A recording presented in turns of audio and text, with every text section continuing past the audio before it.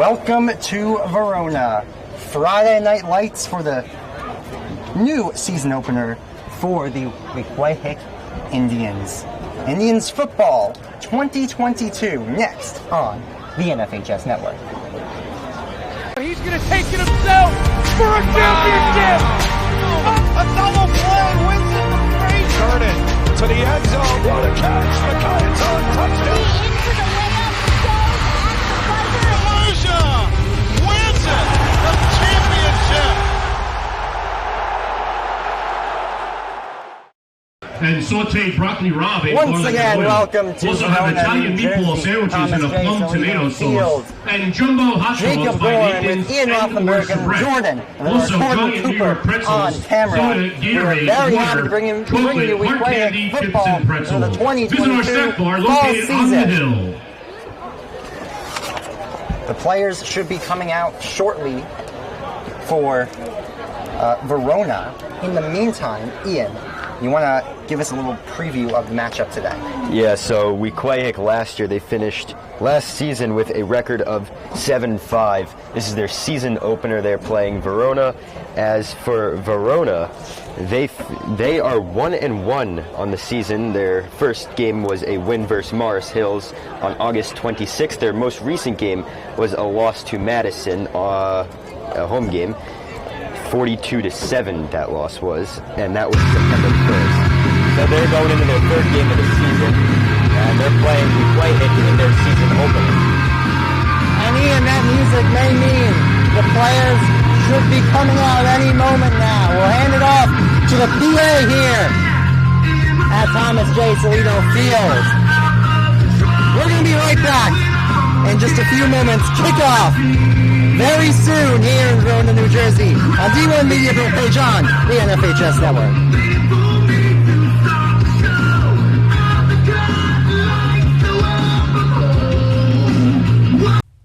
When one of the top public high school athletic programs in the state of New Jersey uses the #1 live stream in the nation. Flip to Carson. He went the 90 yards on the kickoff return. He's trying to finish it off with a touchdown, and he does! Shakai Carson. Ball court. Passed on over to Capstraw. Capstraw will dive in past two players, and she's able to load up and score.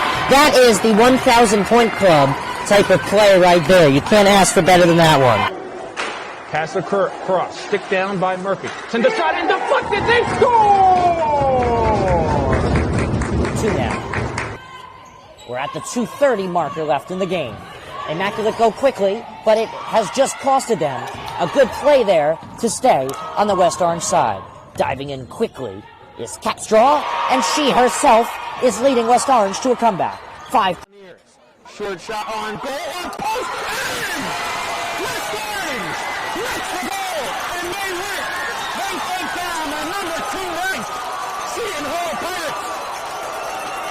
What a thrilling game. So a free kick for West Orange. She sends it towards the net.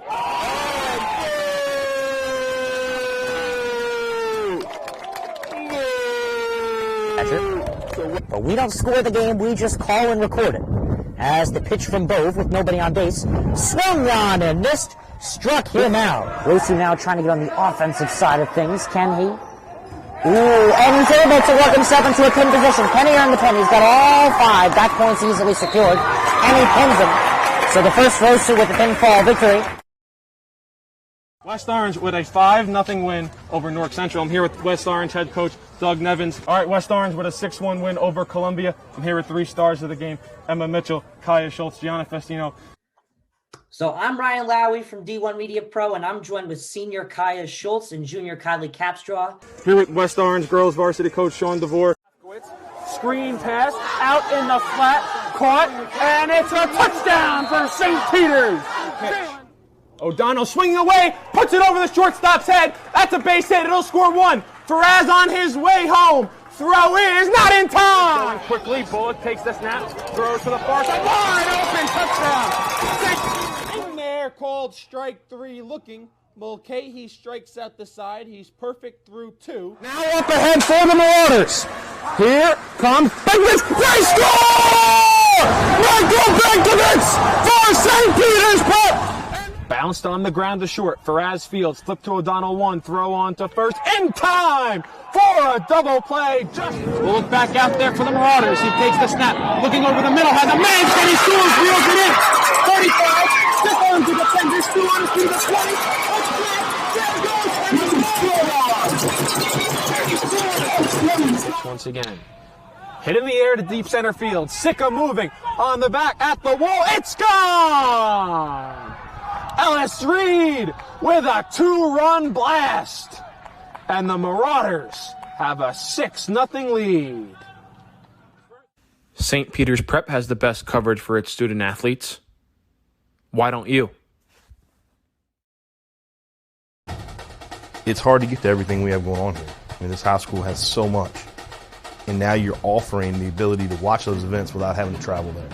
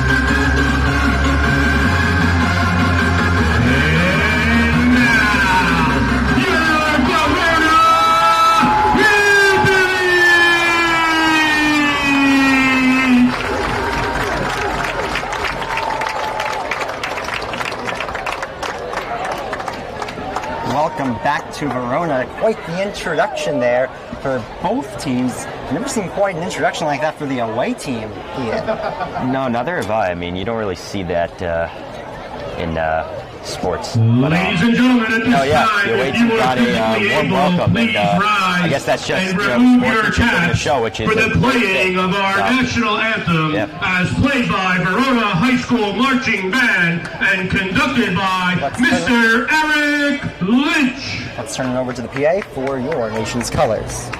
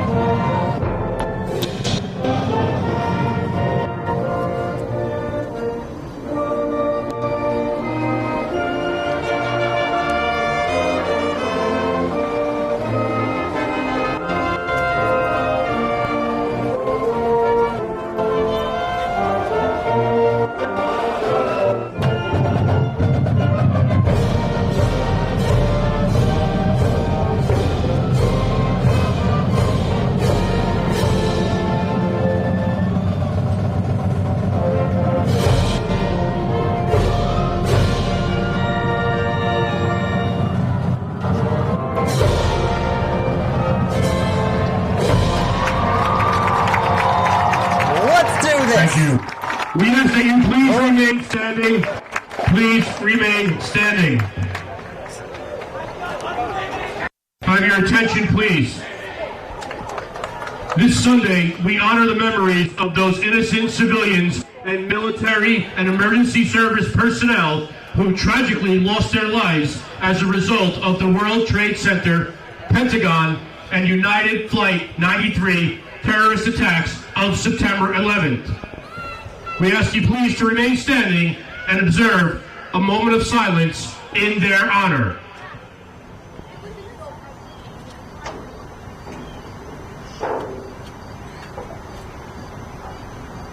Thank you.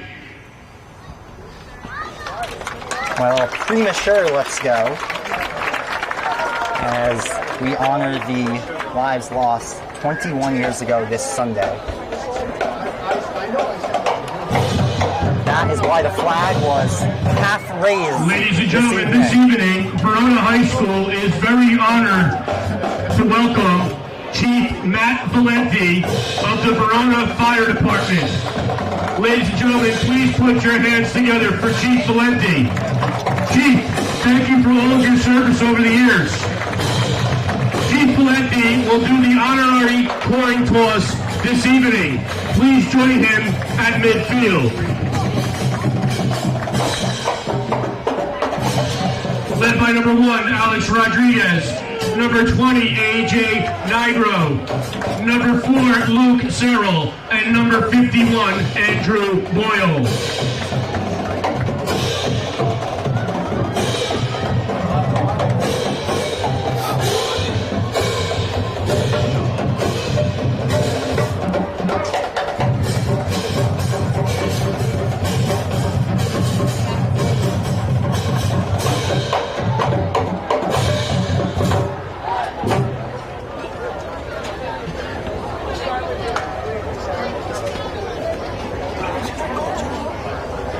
Weequahic has won the toss, and they will defer.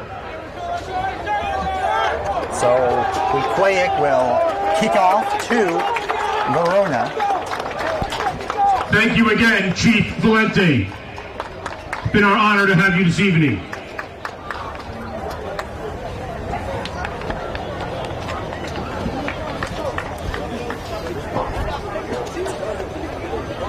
Let's get started now. Indians at Hillbillies football Friday Night Lights in just a moment. I'll be right back. The North Jersey Orthopedic and Sports Medicine Institute is the preferred practice for diagnosis and orthopedic treatment in New Jersey. Our focus includes sports injuries, as well as the treatment of a broad range of orthopedic complaints, from common tendon ailments and arthritic joint pain to traumatic injuries. Our facility offers an on-site physical therapy suite, in conjunction with specifically designed exercise programs, non-invasive and advanced healing technology. Specialist Dr. Michael Rusinella utilizes non-surgical and minimally invasive surgical procedures to help patients regain back their quality of life. Welcome back. Excited to get things started here on a beautiful Friday night in Verona, New Jersey. And I will say this is my first time being at these facilities, but Verona has some beautiful athletic facilities. Yeah, as we were getting in here, when we drove up the road here next to the field, there were other football fields, and then the baseball field, and then other fields, and I just said, wow, like, these might be some of the nicest athletic facilities that I have seen from a high school. So, very beautiful facilities here from Verona High School. We get set for kickoff. Weequahic sorting out the players that they are sending out there. Verona's all set.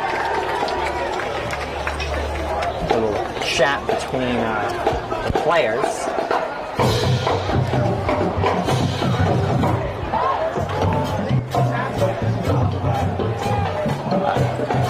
And looks like we are all ready. Let's do this. Weequahic Verona football NFL FHS Network, D1 Media Pro. Right now, as it's picked up and carried across the 30-yard line before finally being tripped up. Ball is loose. Gets to the 40. Garmon with the return. Tripped up by Chansey. Return by Zach Garmon. And let's see where the spot is. It will be at the 35-yard line exactly. Looks like Garmon could have... He really got his jets on there, Ian. Yeah, that was a pretty explosive return all the way up the 35-yard line. Connor Demasi out to lead the Verona offense on the season. He's got a 54% completion percentage. Flag already, and ball hasn't even been snapped. Well, the penalty flag interrupted by the defense, 5-yard penalty.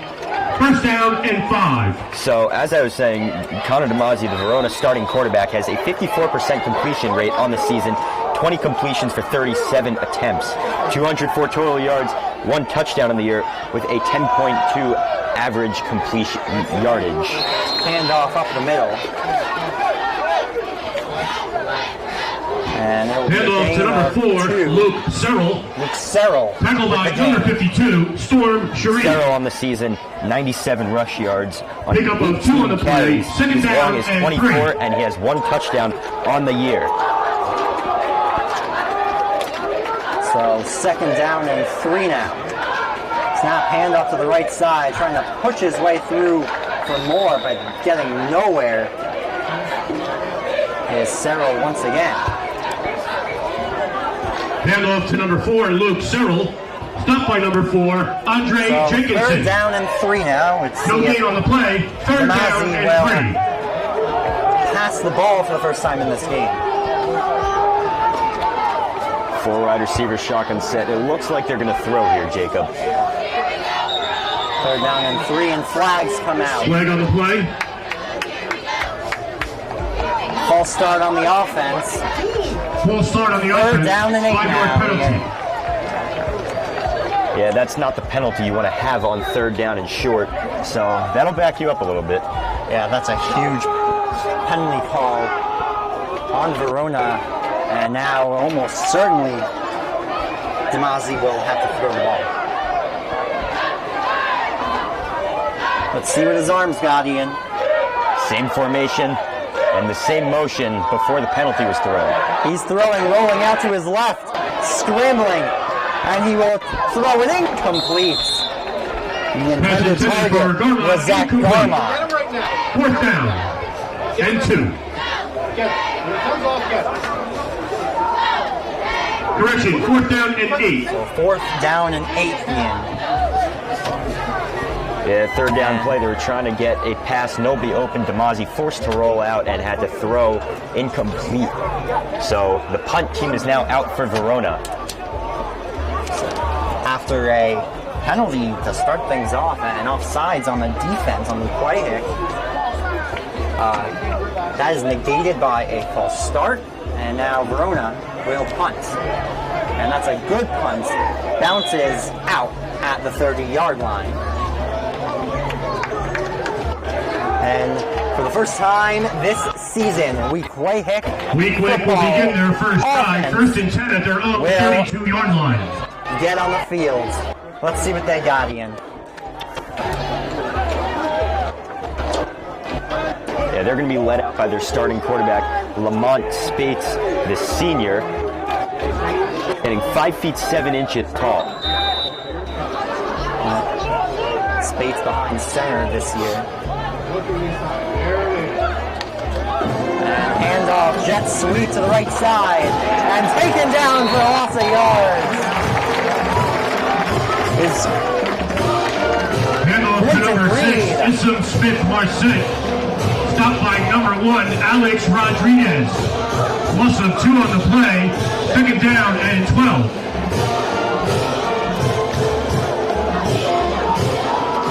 First play jet sweep. Second down and 12 now, Ian.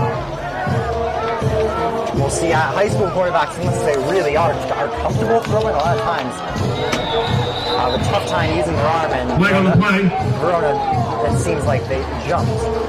And yes, it will be offsides. So moving up 5. Encroachment penalty Second down on and defense. 7.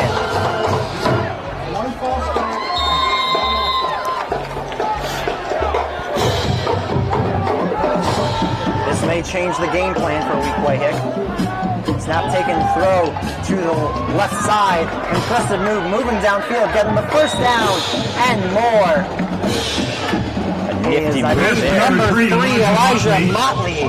Nifty move there by Motley. Street pass, quick play out in the Motley's flat. effort will be good for a Weequahic first down. So Weequahic moving the chains for the first time tonight. And an effective first down completion from Spates.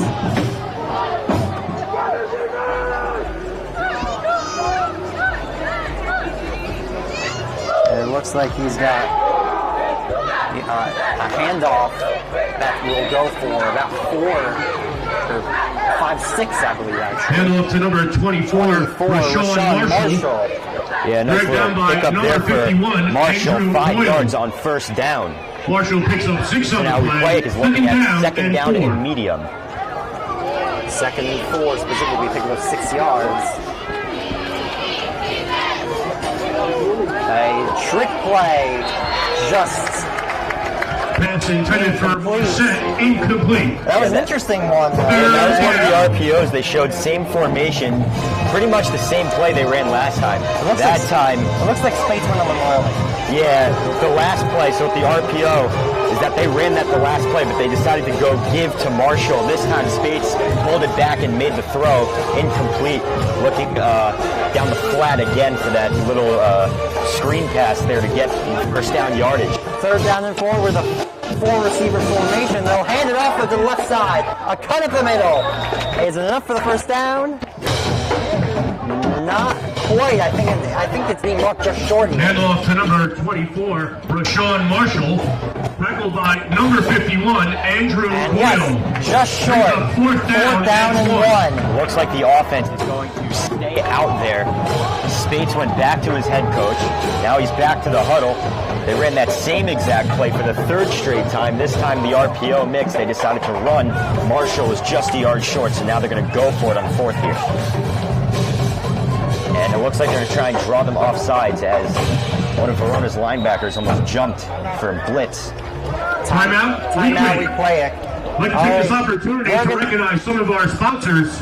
We are going to take a quick break as well. We'll be right back. You see the signs around town. Anthony Orange has been doing this for well. Martin drops back, looks left, throws left. Pass complete.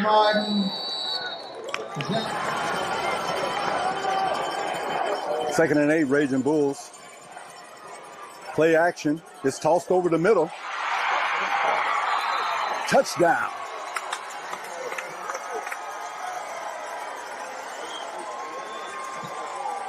In, crowding the line of scrimmage. Man comes in motion. Minucci turns around, hands to Heath. He's got a first down, a lot more. There goes Ronnie Heath. He's off to the races. 20, 15, 10, 5. Touchdown.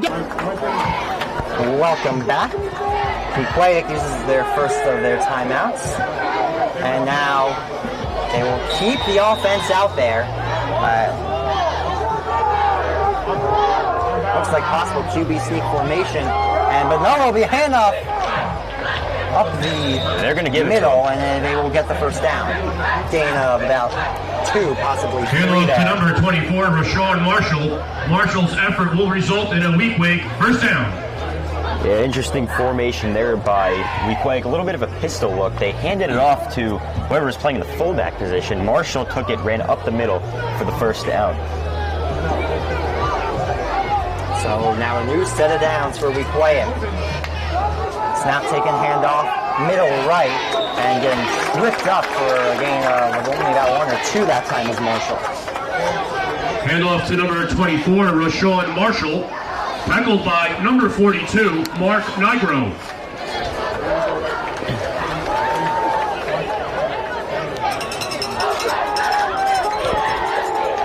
So now 2nd down and 8. Looks like Weequahic showing us a lot of the same looks that they've been running, those taken down behind the lines of Handoff to game number 24. was Marshall. Rashawn And now it's Marshall. gonna be a tough Rubbed third in down by to number 4, Luke Yeah, Serrell. as I was saying, Brings up Weequahic third showing down us a and lot of the 9. same looks that we've been seeing. They showed us that shotgun formation. They ran the same RPO pattern a few times in a row. Now they're running this little pistol pattern here, and they're going to run it again here. Now They're going to run the same play again, third down and it looks like again. Marshall in a different position in the backfield. 3 receivers set. Let's see, they call jet sweep formation. Going back and unloading deep. And just out of the reach of Elijah Motley. Pass intended for Motley off his fingertips. Almost what a pass from Lamont Fourth down. Yeah, Motley generated a lot of space there on the deep route. Spates threw the ball a little out in front, off the fingertips of Motley, and Jaden Nigro was on the coverage on that play. And it looks like, yes, Weequahic will punt. So the first 2 possessions is ultimate punt. Weequahic's possession a little bit longer than Verona's, but now the Hillbillies offense will get another chance to show what they got. And punting will be Tahid Simmons. No, excuse me. Oh yes, no, that was right. I'm sorry. And that will go into the end zone for a touchback in. Touchback on the kick. Ball will come out to the 20-yard line. Overall take Verona on the will first start their second drive at the 20, first and 10. Well, How do you think that will Verona, set the pace for the game? yeah, Verona on their first drive, they were showing a lot of, they were trying to run the ball, establish the run game with the first 2 plays, and they threw a pass in which, I wouldn't call it a broken play, but nobody got open. Demazi was forced to roll out wide through an incompletion, and then Weequahic showed us a lot of the same looks throughout their first drive. They went for a deep shot, and they couldn't convert on that one, so now it's back in the hands of Verona.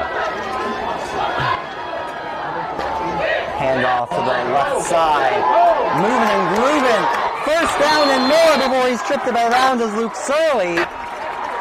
Solid run by So number 4, Verona Luke will Serrell. get Pushed out by number 2, Emmanuel their Asante.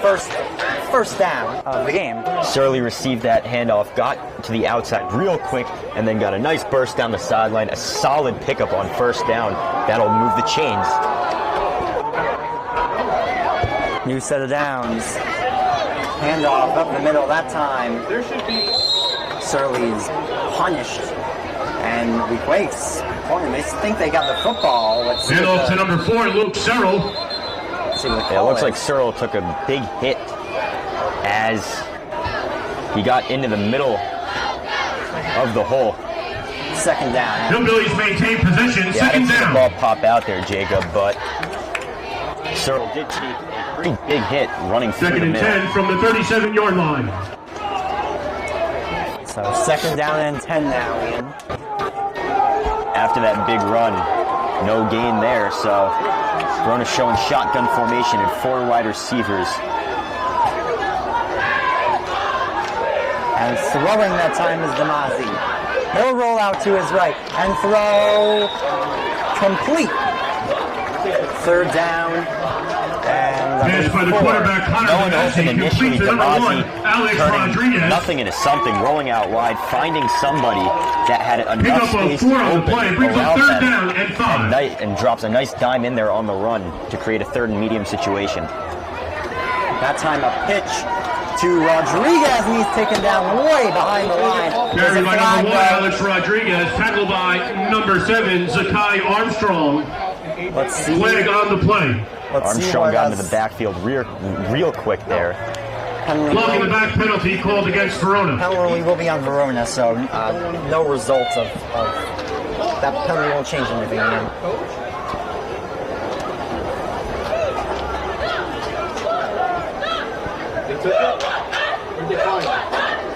Let's see where is they declined the penalty. Weequahic got into the Penalty backfield declined, really fourth quickly. down. Fourth down and 8, and the punt unit will come once again for Verona. As I was saying, they were in the backfield really quickly. Sorry to interrupt you, but they got into the backfield really quickly there on that jet sweep action on third down. And now Verona is forced to punt.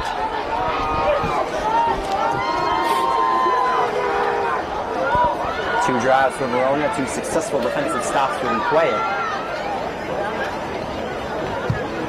As that ball is booted once again, and it will take a Weequahic friendly bounce to the 38-yard line, and that is where it will stop, and that is where the Indians will take over. When we return on the 39-yard line. Network. All right, team, listen up. You all have been missing way too many plays, and it's time to make some changes, effective immediately. You'll all be joining my team, the NFHS Network. If it happens in high school, Welcome back. Abbreviated commercial break there, as Spates and the Indians will take their second offensive drive of the game, and meet a flag already. Flag on the play. False start on the offense, so Weequahic will move back 5 yards. First down and 15. Not sure who jumped there, but Marshall was moving around in the backfield quite a bit. See if this changes their plans at all.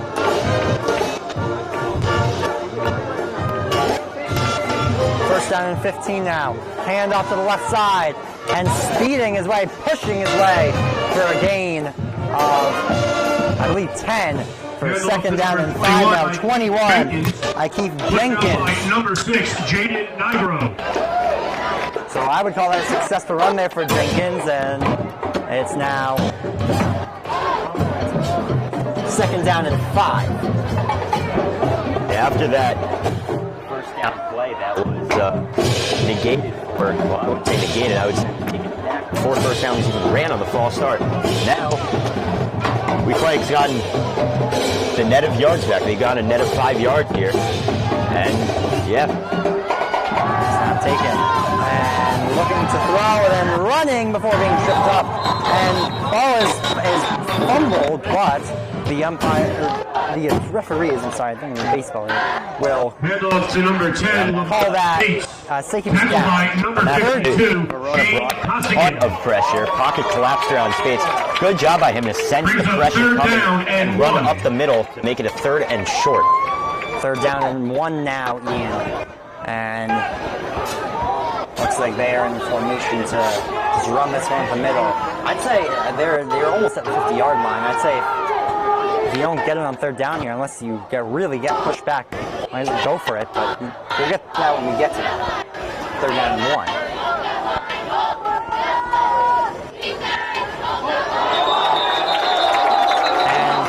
Flag on the play. Let's see what the flag is offside. False start. False start on the offense. That'll move him back. 3rd down and 5-yard 6. penalty remains 3rd down. That is they're going to hit that penalty on the left tackle there, who looked like he moved. So a little bit of movement maybe on Verona's defensive line triggered Weequahic's offensive line to start moving. That went from 3rd down and very short to 3rd down and medium now for Spates and the Hillbillies. And they'll throw that one complete. Ball is dropped, but they'll say it was incomplete. Pass intended for Marcette, incomplete. 4th down. 4th down, and the punt unit will come on for the Indians.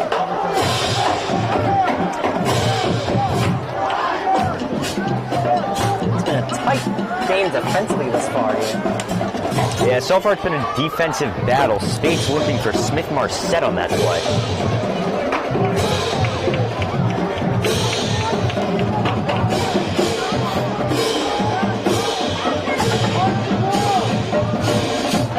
Punt is booted down deep to the 10-yard line, and that will take a bounce.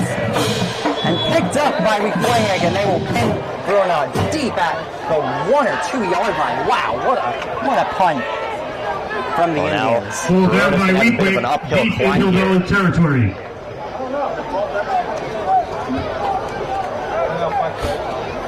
I'd like to take this opportunity to thank our post-game meal sponsor, Bunky's Auto of Verona. the Verona High School football players, cheerleaders, and coaches would like to thank Bunky's Auto for their sponsorship of today's post-game meal. Thank you, Bunky's Auto of Verona.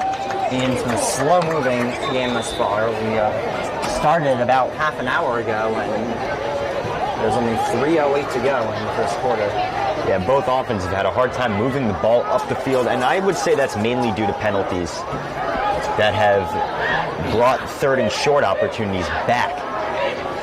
Handoff up the left side and pushing his way forward for a gain of...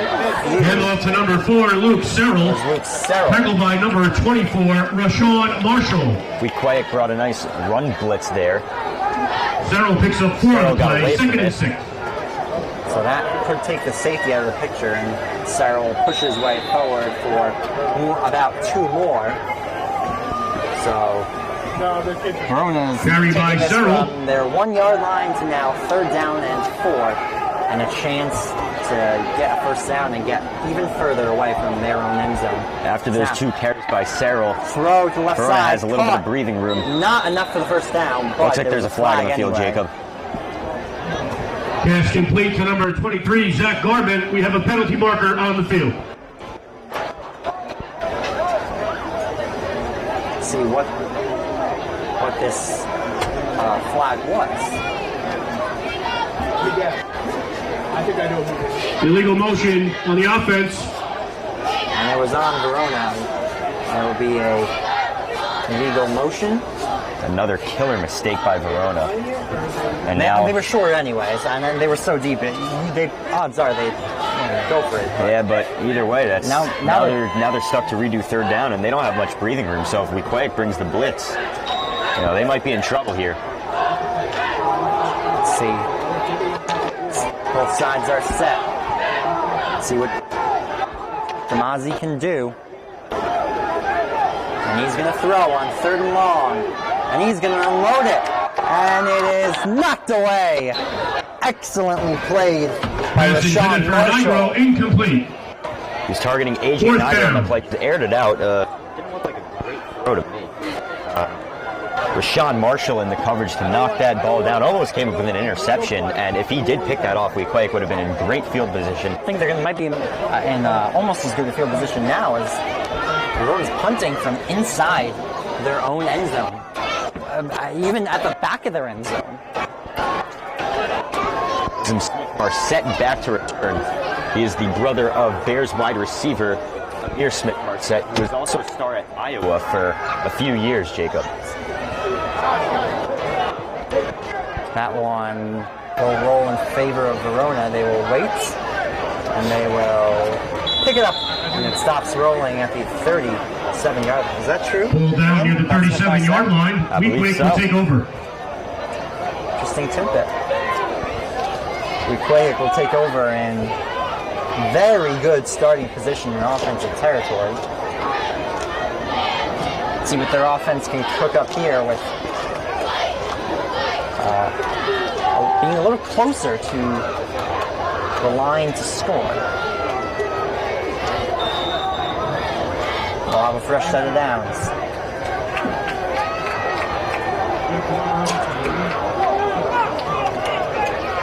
And that will be a carry up the middle. Handoff to number 3, Elijah Motley. Up by number 42, Mark Nigro. Elijah Motley with a pickup of 3, 2nd down and 7. Seems like Mark Nigro's been all over the place for Verona on defense. He's 1 sack on the season as well. And now a throw, screen pass to the left side, moving and grooving, and picking up the first down. Pass to number 7, Zakai Armstrong. Tackled by number 51, Andrew Boyle. Armstrong's effort will be good for a Weequahic first down. He's number 12 on our rosters. Yeah, they're trying to psych us out, I think. So, first down, now again for Weequahic, and now they're even further in offensive territory. And that's intercepted! picked off. Dean Algieri. Ball intercepted by number 22, Dean Algieri. Algieri with the interception. Hillbillies take over. That's a huge pick for a Verona defense that really needs to energize that offense. Algieri up from the safety spot, came up there and jumped the route, taking advantage of a weak throw. Bobbled the ball a little bit, but still got it. Still an interception. That's his first on the season.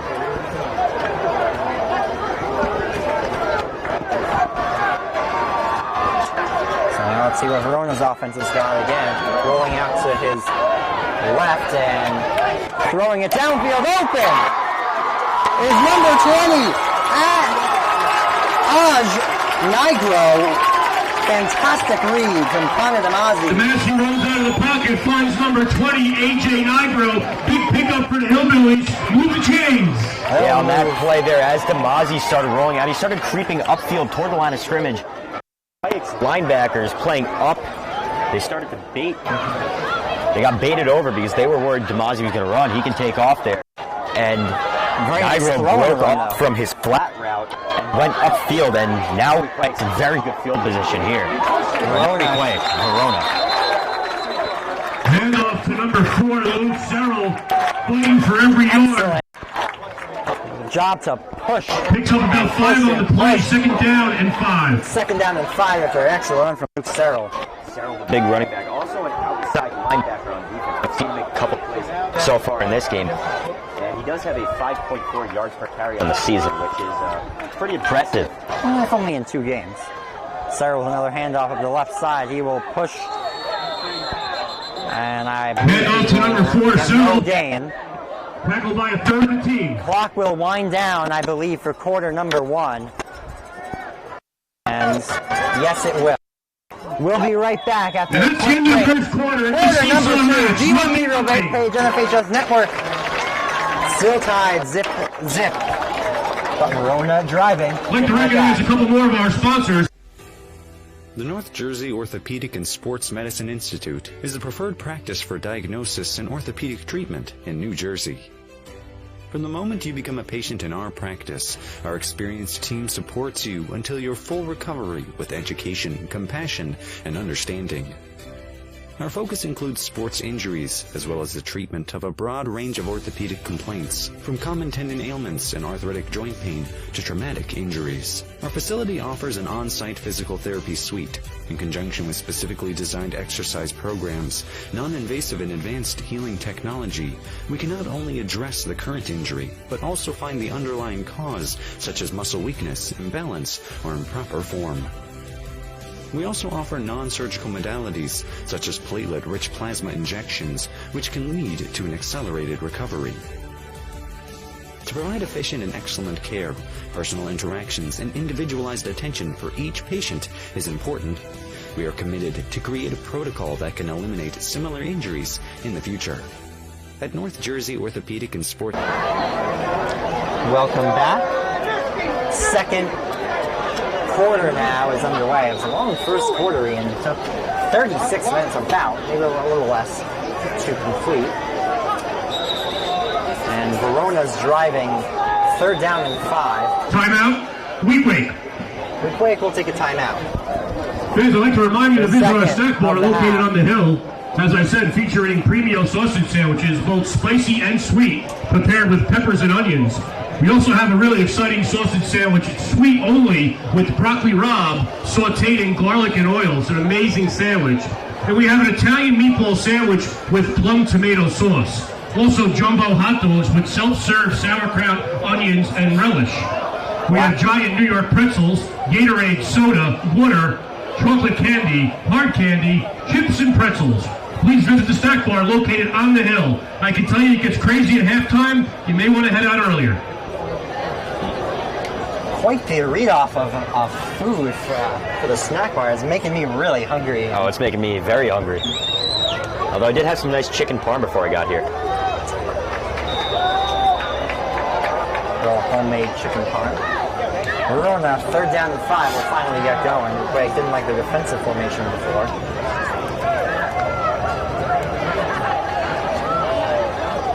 see what Mozzie and the Hillbillies can get done as they're pretty deep in offensive territory, the 26-yard line. Verona showing bunch left and in motion now. Snap finally taken. Throw to the left side, caught with blockers. Not quite enough.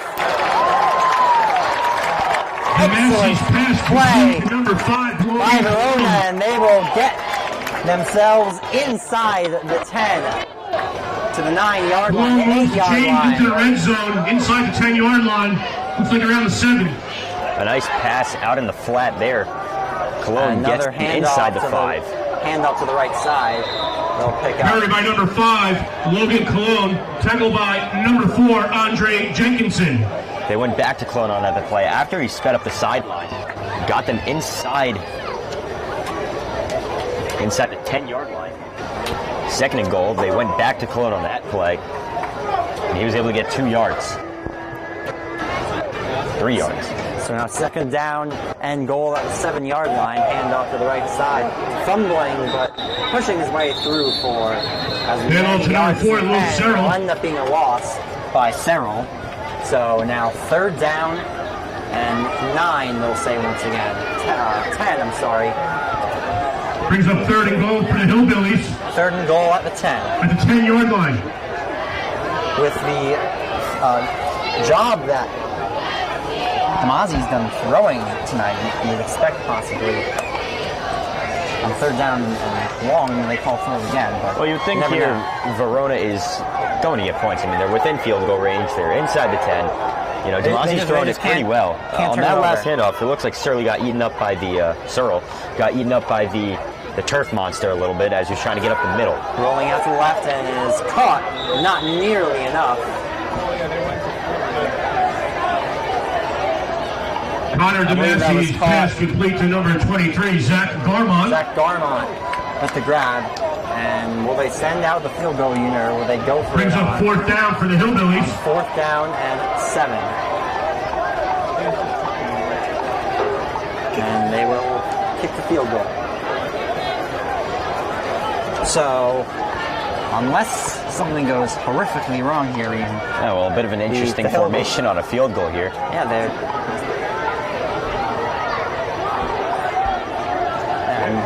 Now they're shifting back. This is stuff you see in college football sometimes. That was a little odd. It's kind of a trick play you would see on social media. See how they do it, though. For the first lead of the game. The kick, and there's a flag. Flag on the play.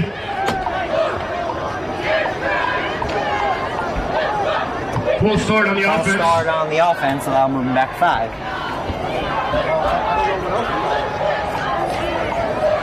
Well, that's another killer penalty there by Verona. They would have had 3 points on the board right there. Patel's kick right through the uprights. Now he's going to have a bit of a longer kick here, as they're going to position the ball at the 12-yard line. Penalties really costing Verona so far in this game.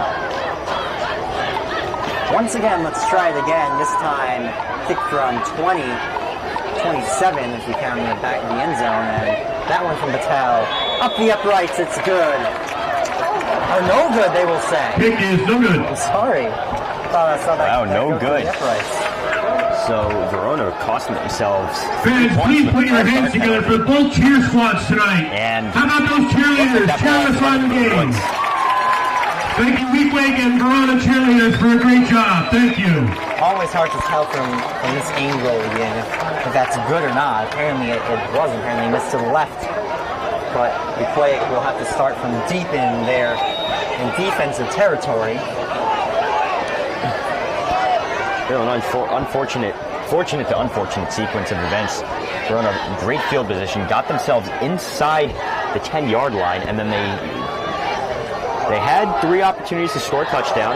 Handoff and pushing his way through for the first down and more was Marshall. Excellent. Marshall Carried by number 24, Rashawn Marshall. Hit the hole. His offensive line number 23, a nice burst Zach Garmont. Field, 15-yard carry for him. As I was saying on that last drive for Verona's Marshall brings the ball out to the Weequahic 35-yard line, first and 10. Alone inside the 10, couldn't convert there, and then they had a kick, false start penalty, negated the 3 points, and then they missed the second try. Carried by Marshall. Another snap, another handout for Marshall. Picking up 4, I'm sorry. Marshall has been a workhorse. Verona. Marshall's been a workhorse early in this game. We will take a break. We'll be right back. D1 Media Pro page on the Facebook Network. Still tied, 0-0. The North Jersey Orthopedic and Sports Medicine Institute is the preferred practice for diagnosis and orthopedic treatment in New Jersey. Our focus includes sports injuries, as well as the treatment of a broad range of orthopedic complaints, from common tendon ailments and arthritic joint pain to traumatic injuries. Our facility offers an on-site physical therapy suite, in conjunction with specifically designed exercise programs, non-invasive and advanced healing technology. Specialist Dr. Michael Rosanella utilizes non-surgical and minimally invasive surgical procedures to help patients regain back their quality of life. Welcome back. We're still tied 0-0. It's been a very tightly played game defensively on both sides. As a fumble snap, dove it on that time by Spates. Loose ball recovered by Spates. Almost a disaster there. 3rd down and long. Now brings up 3rd and long for Weequahic. Yeah, well, that ball could have been first down for Verona inside the 25-yard line, but Space able to jump on that ball really quickly as the snap was blocked and fumbled. 3rd down and 17 is the exact count, Ian. See what they'll do. Expecting a pass. No, they'll run it. Not nearly enough, though. On the burst of speed from number 21, Keith Jenkins. It'll be 4th and long, and carried by number 25, Keith Jenkins, stopped by number 44, Brody Maisano. Nice little run by Marshall. I think that run there on 3rd down and long was just to get space for the punter, maybe get better field position, push Verona back on the punt.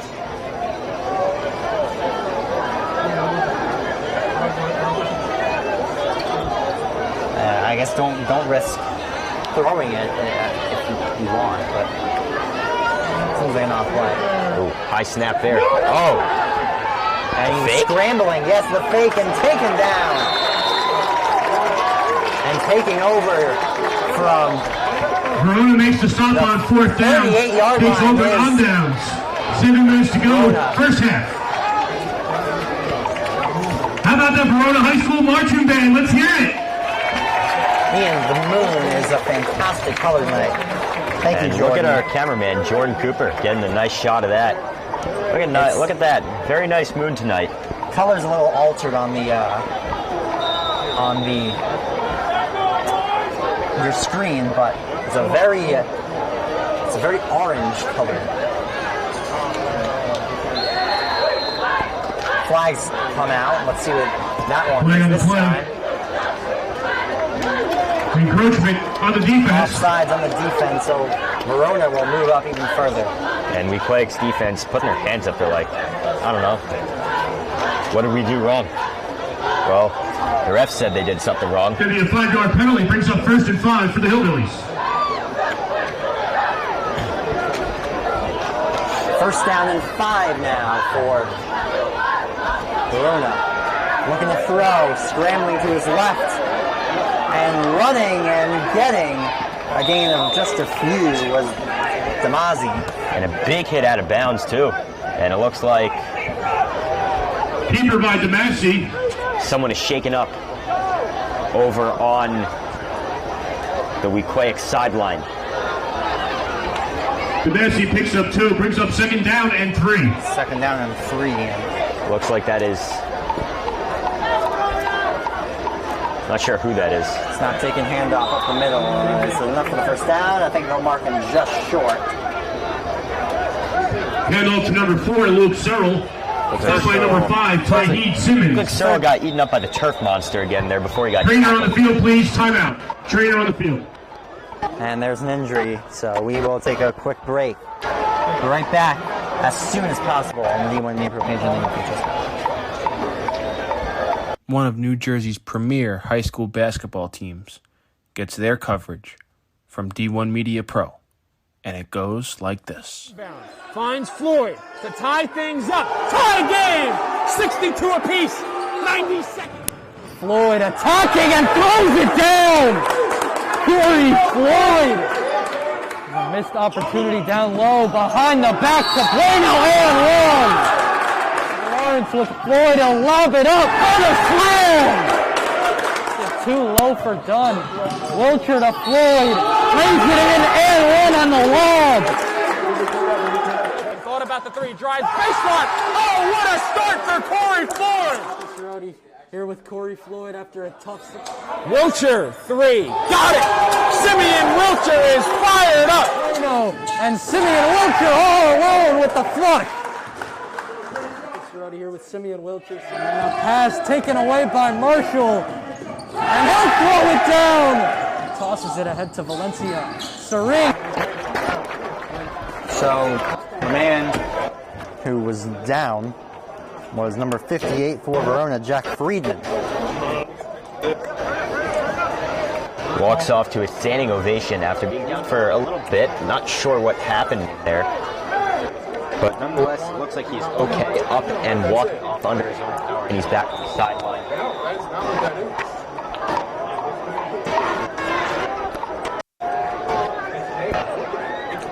So 3rd down and 1 now for Verona. Snap taking handoff. Hand it up the middle, and they'll take it easily for the 1st down. Pushing for as far as they can.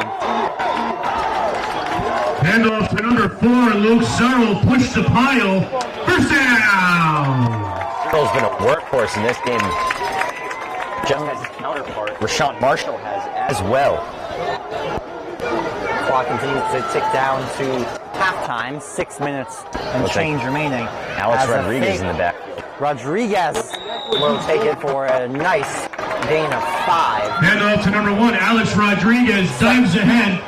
2nd down and 5, and they are on the edge of the red zone 6 now. on the play. A-Rod with a nice carry on that one. 2nd down and 5. Not quite MLB's Alex Rodriguez, but nonetheless, he has the name. I'm sure that's Alex Rodriguez in the new steroids.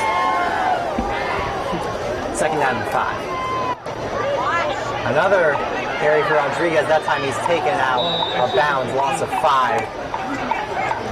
Few snaps in the Rodriguez with the carry. Wildcat formation. Wildcat shocking, it looks like. Rodriguez, last 3 downs, has been in the backfield. Now he's going to come out. Demasi back in. 3rd down and long. Rodriguez with a nice little run. That time knocked out of bounds for a loss by multiple Weequahic players. Demasi on 3rd and 10. Making sure all of his receivers are set and all of his linemen, they know what's up. Ball's at the 25. You would think that Verona is in field goal range. 3rd down and 10. Rolling out to his right is Demasi. They'll gun it downfield off the tip of the hands. Pass attempt incomplete. Zach Garman. What do we want? Demasi got pushed in the back there as he was rolling out wide. No flag there thrown by the referee. It looks 4th down for like Verona. a late shove there as well, but at the Weequahic 25. the flag is not thrown. It is now 4th down. Kieran Patel is now coming out to kick the field goal. See if he can make it this time from about 38 yards. 39-yard field goal try for Patel.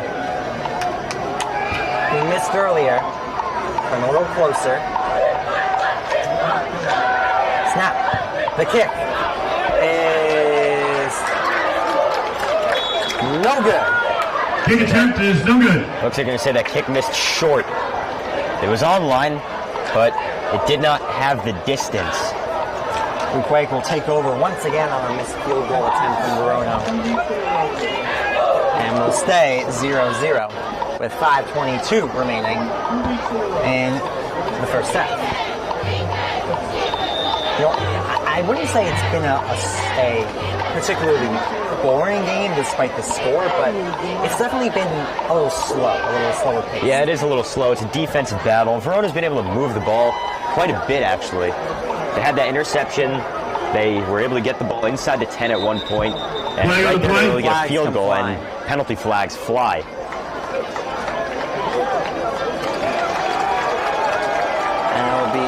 Substitution infraction. Illegal substitution for Weequahic, and they'll move against Weequahic.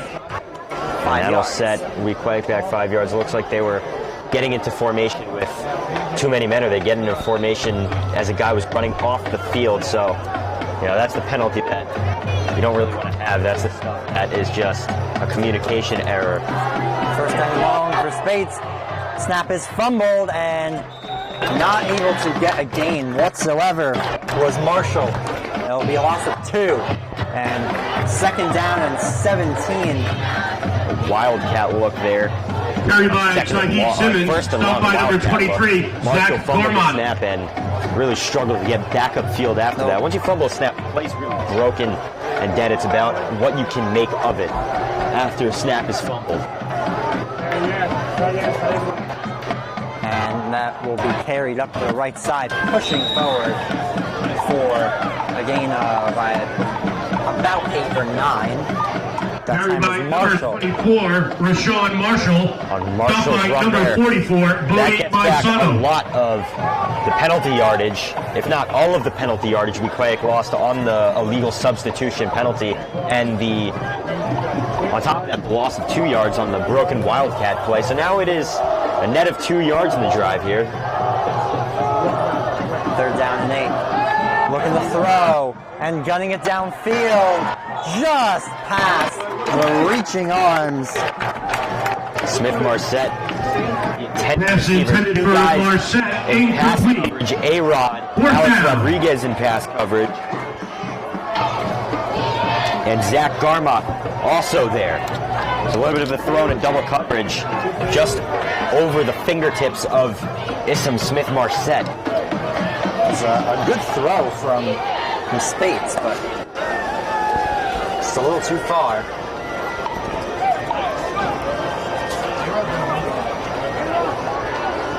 Just out of the reach of Smith Marset.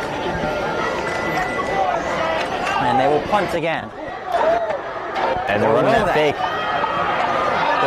They'll run it on the fake. Up the right sideline. Pushing is going first down and more. Excellent play, executed beautifully by number 6.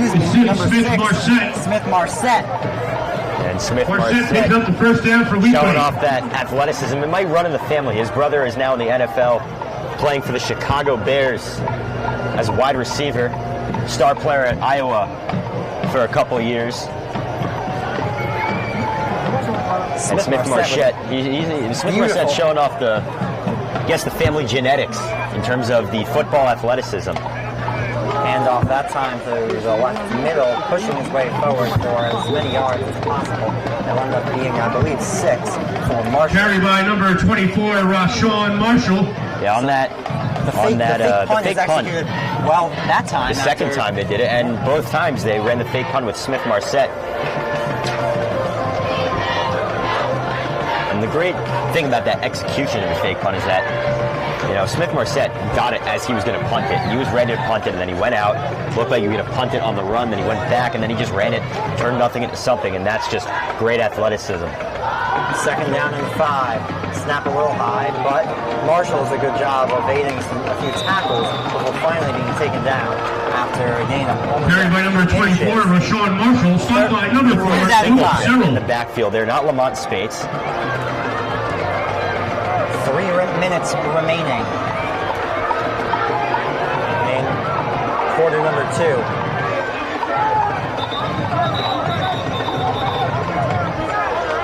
Timeout. Weequahic. Final We will be timeout. right back. The Weequahic of the half. D1 media. The North Jersey Orthopedic and Sports Medicine Institute is the preferred practice for diagnosis and orthopedic treatment in New Jersey.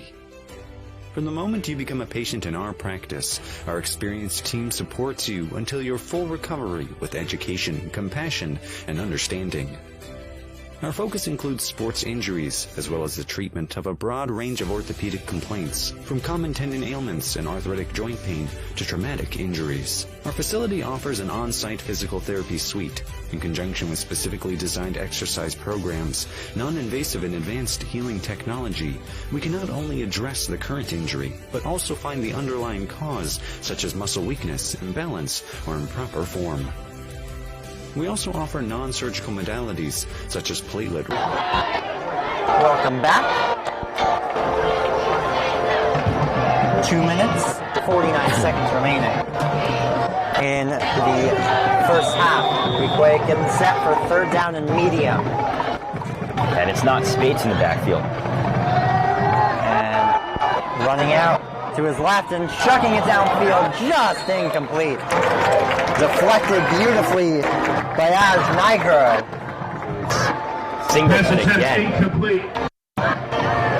Brings up fourth down. Fourth down and 5. He was looking for Motley as he rolled out of the pocket. Let's see if the fake punt is executed again by Weequahic. Yeah, so a little bit of a development to watch here. Lamont Spates, it was not in the backfield those last couple of plays. It was Leroy Singleton taking the snaps from under center. So that's just a development to watch here. Smith Marset. This time he'll boot it away. And it will be picked up at the 20-yard line. Making his way as far as he can, twisting and turning to the 25 is Rodriguez. Return by number 1, Alex Rodriguez. A-Rod. Stop by number 51, Uriel Saldana. Avoid a few Weequahic pursuers and got upfield. And looks like the ball's now at the 25-yard line, and that's where Verona will start their drive. 2:31 remaining now in the quarter. Second quarter, first half. Verona are going to break this scoreless tie.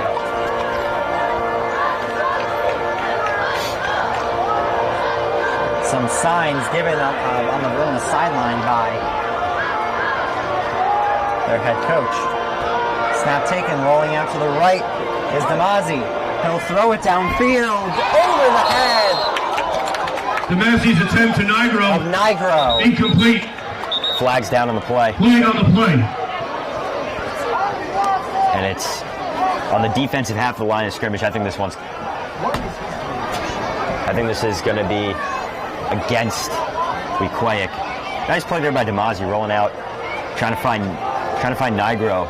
He put a lot of effort in that play, one-handed, almost with a one-handed grab. It's going to be on Verona. Oh, it's going to be on Verona. Okay, so I stand mistaken. Ineligible man downfield, Ian.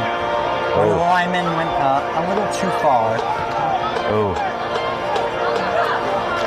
So yeah, those second down and 10. On the ineligible man downfield. It was declined, Ian. Yeah. Oh, it was declined.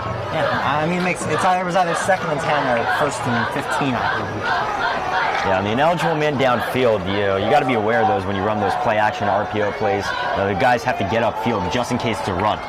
So it's a matter of getting the ball out quickly. The result, they'll throw to the right side, jumping over a man and jumping over another.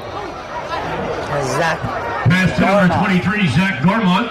A little screen pass number there. 3, Elijah Motley. On third down, Motley with a nice tackle cutting down the legs. Pick up just one for Garmont. Third down and 9. Third down and 9 for Verona. As we pass the 2-minute remaining mark in the first half.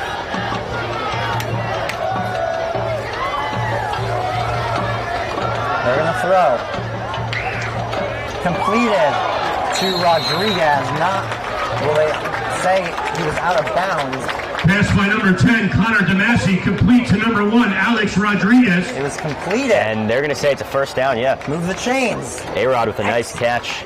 Excellent play by Rodriguez to keep his feet in. That will move the chains. First down, Verona. Nice catch, getting the feet in while being pushed.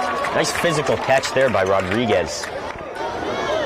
And on that play, it looked like a penalty flag might have fallen out of the ref's pocket as I saw him pick it up and putting it back in. I saw that. Fireworks going off in the background. Still 2 timeouts remaining. Looking to throw again is Demazi. And then, whoa, what a catch! Wow. What a... Nigro with an excellent grab! First half, first and 10, Verona. Weequahic 40. Here we go. And maybe the one-handed behind-the-back catch. You can't ask for anything better than that if you're a quarterback. And a big spot, too. 2-minute drill. Rolling out to his... Really 1-minute drill. Rolling out to his left and throwing again is Demazi. That will be completed for a gain of about 7 or 8. So really moving the chains well is this Verona offense. Pass intended for a goal line, by that incomplete. excellent catch from Nigro. 51 to go, still 2 timeouts left. Now in offensive territory. Verona has a lot of momentum going that way because Nigro made an outstanding catch there. Garmot fighting through contact to stay in bounds, getting the feet in. It's now second down and medium. Second down and short, it looks like. The ball is spotted about 2 yards before the sticks. Second down and short, looking to throw again. And intercepted! Picked off by Zakai Armstrong. Pass intercepted by Armstrong. Weequahic will take over. 45 seconds to go. First half. Verona had all the momentum going their way, but Weequahic picks it off. Armstrong. Yeah, on that play, it looked like he striped Nigro with the helmet stripe, you know. Might have been telegraphed there. Great diving interception. Also might have looked like Nigro slipped in the flat. Nonetheless, the pass looked like it was telegraphed by Maz. Great play by Zakai Armstrong on the interception. So first down and 10 now. And scrambling and losing yardage as he got tripped up. There's someone quarterback tripped up by number 42, Mark Nigro. Leroy Singleton behind center now. That was a sack for Nigro. That's his second on the season. No timeouts remaining for Weequahic, so they're going to have to move if they want something to get done. And it really is Second interesting. Down and long. Singleton's in the game now. I don't know where Spates is. And a nice run to the outside for a solid pass to number 6, Ison Smith-Marset. Marset steps out of bounds. 14 seconds to go in the half. 14 seconds, third and short. Third and 3. Singleton coming into this game in the middle of it. Spates taken out of the game for a reason we do not know. Singleton with a multicolored tweet says he will step back to throw once again. He will toss it to Marshall, who will be taken down with 5 seconds remaining and no timeouts. Almost a dangerous pass too. It looked like a pass complete to number 24, Rashawn Marshall. Stopped by number 52, Shane Costigan. Weequahic and now the snap taken for the flag. Penalty. False start. The clock had run out. It was accidentally reset here at Toledo Field. And that's the end of the first half, folks. They'll call that end of the first half. 0-0 when you start the fight. Maybe someone wants to move. 0-0 as we head. We'll see you in the second half. To halftime. We will be back shortly after a extended break on the D1 Media Pro page on the NFHS Network.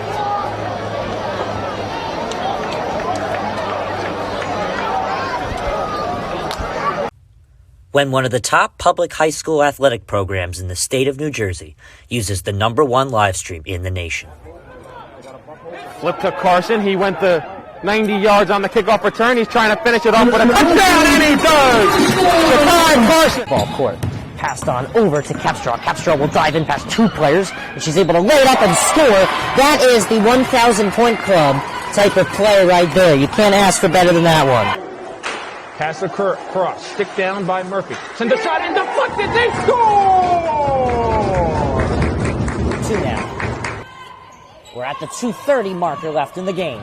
Immaculate go quickly, but it has just costed them A good play there to stay on the West Orange side. Diving in quickly is Capstraw, and she herself is leading West Orange to a comeback. 5. Short shot on goal. Post and West Orange gets the goal, and they win. They take down the number 2 ranked Seton Hall Pirates. What a thrilling game! So a free kick for West Orange. She sends it towards the net.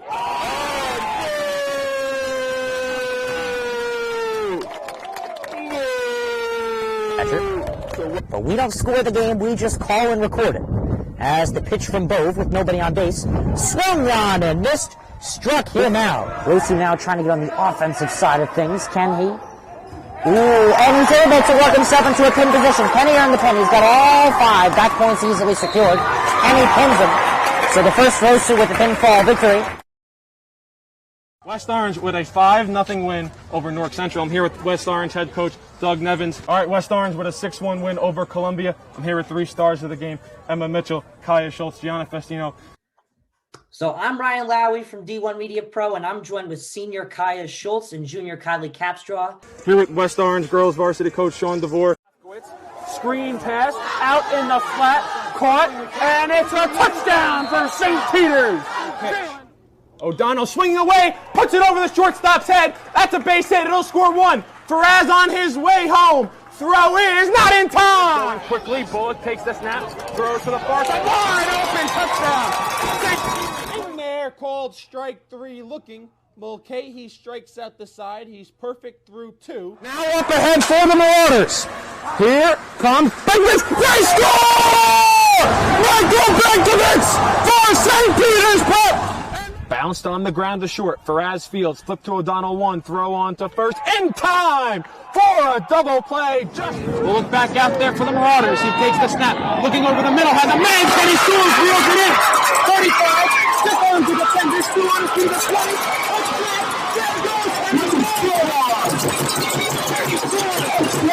Once again. Hit in the air to deep center field. Sicka moving on the back at the wall. It's gone! Ellis Reed with a 2-run blast. And the Marauders have a 6-0 lead. St. Peter's Prep has the best coverage for its student athletes. Why don't you? It's hard to get to everything we have going on here. I mean, this high school has so much. And now you're offering the ability to watch those events without having to travel there. My dad travels a lot, so he likes to watch the events. Like if I'm playing a volleyball game and he can't make it, he'll watch it and he loves it. I think it was homecoming. It was Friday night, and it was a punt return. And I returned it all the way back for a touchdown. And then, of course, I showed all my family members, and they really liked it. They liked to see what their family members can do. Golden Lions. I think this broadcast is essential because our team is global, and we got people all over the world going to watch the game. So without this, there's no way they can do that. These kids and these players feel loved, they feel important, and by broadcasting it, you have a bigger group that you're reaching that allows them to know those kids.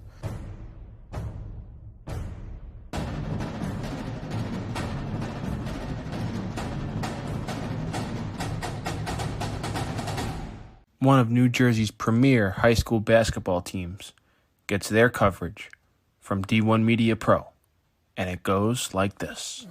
Finds Floyd to tie things up. Tie game! 62 apiece. 90 seconds. Floyd attacking and throws it down. Corey Floyd. A missed opportunity down low behind the back to Bueno and one. Lawrence with Floyd. He'll lob it up on a slam. Too low for Dunn. Wilcher to Floyd. Brings it in and one on the lob. Thought about the 3. Drives baseline. Oh, what a start for Corey Floyd. Here with Corey Floyd after a tough. Wilcher 3. Got it. Simeon Wilcher is fired up. And Simeon Wilcher all alone with the flush. Here with Simeon Wilcher. And a pass taken away by Marshall. And he'll throw it down. Tosses it ahead to Valencia. Sering driving and throws it down. He can't get around, and a turnover. Corey Floyd has it. Step through, lay-in, through the basket.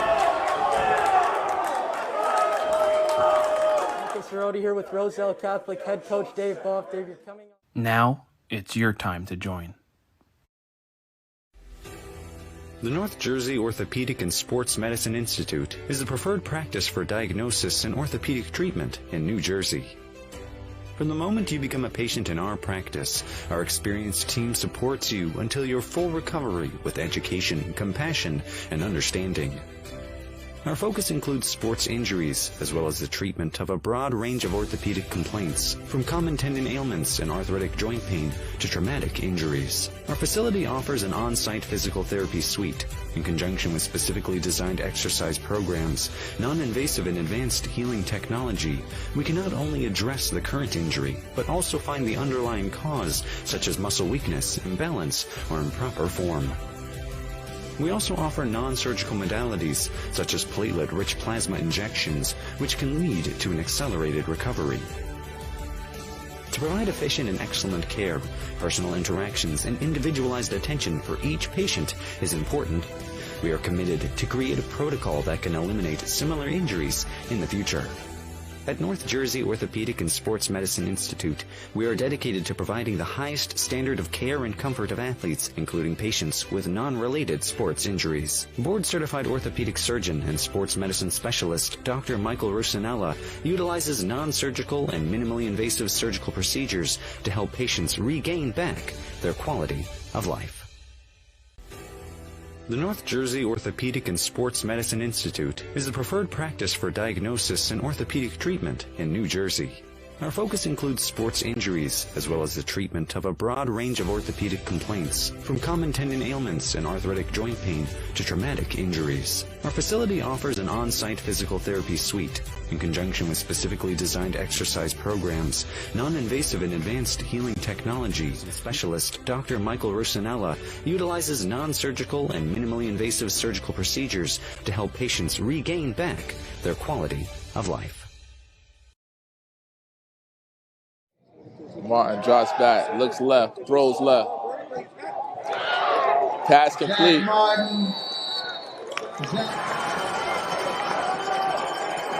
Second and 8, Raging Bulls. Play action. It's tossed over the middle. Touchdown.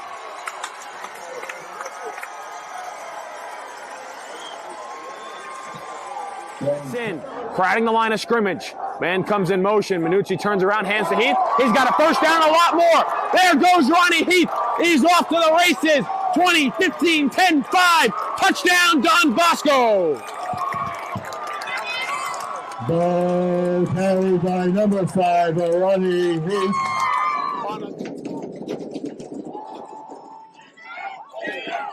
He's still running. He's still looking. Oh, that's a nice hit. That's a beautiful pass, though. Touchdown. Oh, that's a major play right there. That's Jordan Marsh with the concentration. Hey, that was a nice Shepard. Shepard throwing. He's getting chased out left. Throws it. Oh, 13 catches it. And number 12. I'm sorry, number 12 on the catch. Brings it in. Number 13 with his second touchdown. Man in motion. And a pass up the field. Received by number 5, Jaden Blackwell. And that is a touchdown for the Trojans. And there is a touchdown. Boy, how quickly things can change. Over 10 seconds left on the play clock. They're going to hand it to Smothers, and he cuts it up. And he got some room right here, and he's still going. They're reaching for the touchdown. Wow. And that's another spectacular run from Dylan Smothers. All right, team, listen up. You all have been missing way too many plays. And it's time to make some changes. Effective immediately. You'll all be joining my team, the NFHS Network. If it happens in high school, we got it covered. We've got your favorite high school sports wherever you want them, whenever you want them. Streaming live or on demand. Plus, with a few well-executed moves here, here, and here, you can find and follow your favorite school or team. But what if I... Hey! There is no I in the word team, but there is in the word clip, which is what you can do with our new clip and share tool. Watch the game, clip the moment, share it with all of your fans. It's simple, people. When you're teamed up with the NFHS network, there's no excuse to miss another play.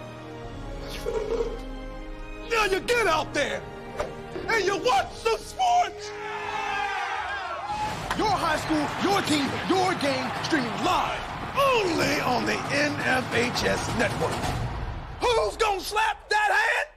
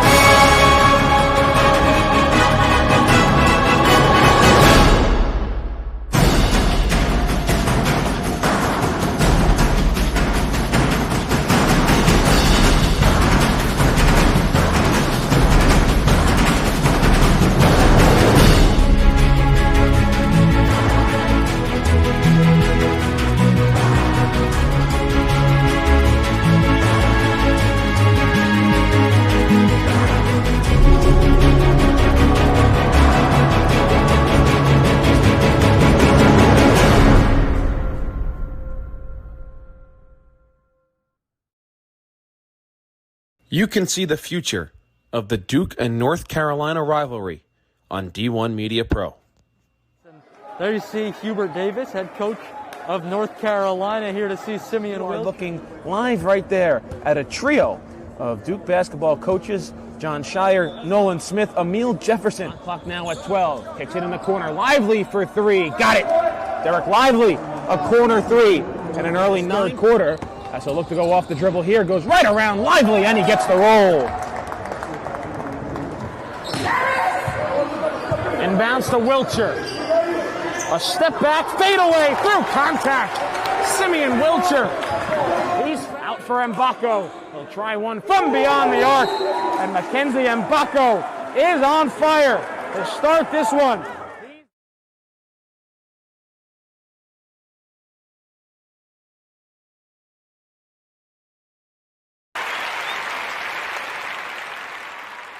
The Marauders go back to their bread and butter. Their 3 offensive touchdowns today have all been on the ground. They'll go back to the ground here with Slade, and he's untouched into the end zone for a touchdown. Sam Slade. And 21. Missouri under pressure, and he's taken down. Jack Price with the sack. And goes under center. Toss to Thomason, far side, trying to pick up blocks, trying to cut back upfield, and he's in for a Seton Hall prep touchdown. Hand off, Butler once again, steps through a couple of tackles, spinning the pile, pushing him forward. Is he in? No signal, yes he is, touchdown. Salters will take the snap, looking to throw deep, he's got a man, wide open, it's caught. Justin Mays, a foot race to the end zone. There he goes, touchdown. 80. Brown, quarterback sneak to the end zone. He's in! Touchdown, Westfield. Gordon, back to pass. Gonna throw a deep ball, far side. Caught! Touchdown! Nasir Addison.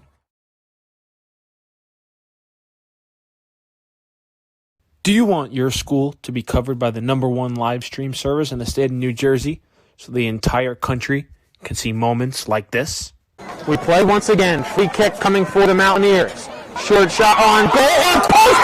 And West Orange gets the goal. And they win.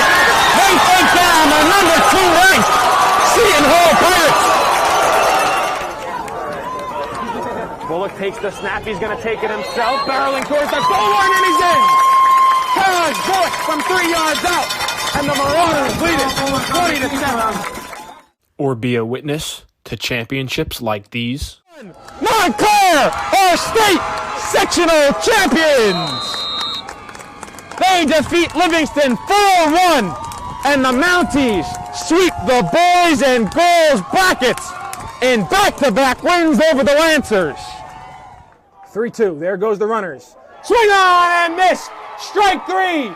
That does it. The Cranford Cougars are the Last Dance World Series champions.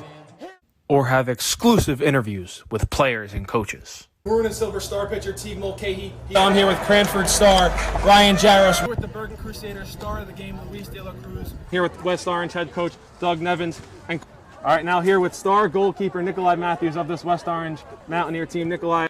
Here with Claire Manning after Montclair picks up a 4-1 win over Livingston. I'm here with Molly Brumback, the goalkeeper. Molly, what was today like? Here with West Orange girls varsity coach Sean DeVore. Then join the D1 Media Pro team, New Jersey's #1 live streaming service.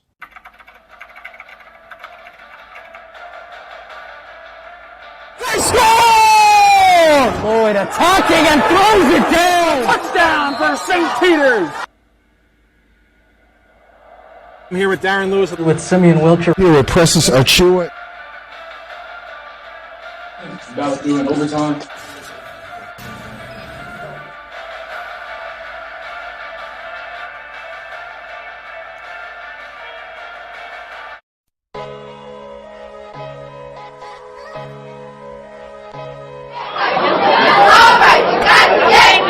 Hey, back on the suit.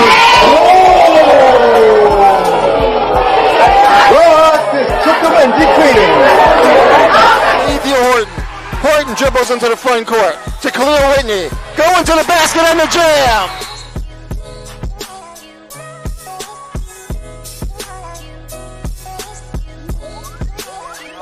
With them because they are getting resources from the city. They are getting resources, and they're arguing with us about the timeliness of those resources.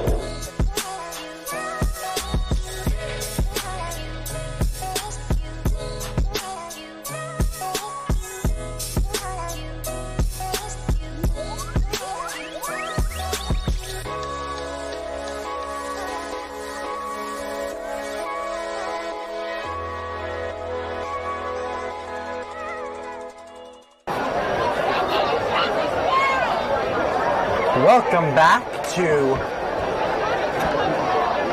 Verona, New Jersey. Second half of action we're getting set here between the Hillbillies and the Indians. Weequahic will receive to start off the third quarter. Ian, give us a quick recap of your thoughts on the first half of play. Yeah, so not really much offensive action. Verona's had a couple of big opportunities in Weequahic territory. They had a field goal that was good but negated by a penalty. They missed 2 more field goals. So that penalty actually cost them 3 points, but they also lost out on an opportunity to score inside the 10.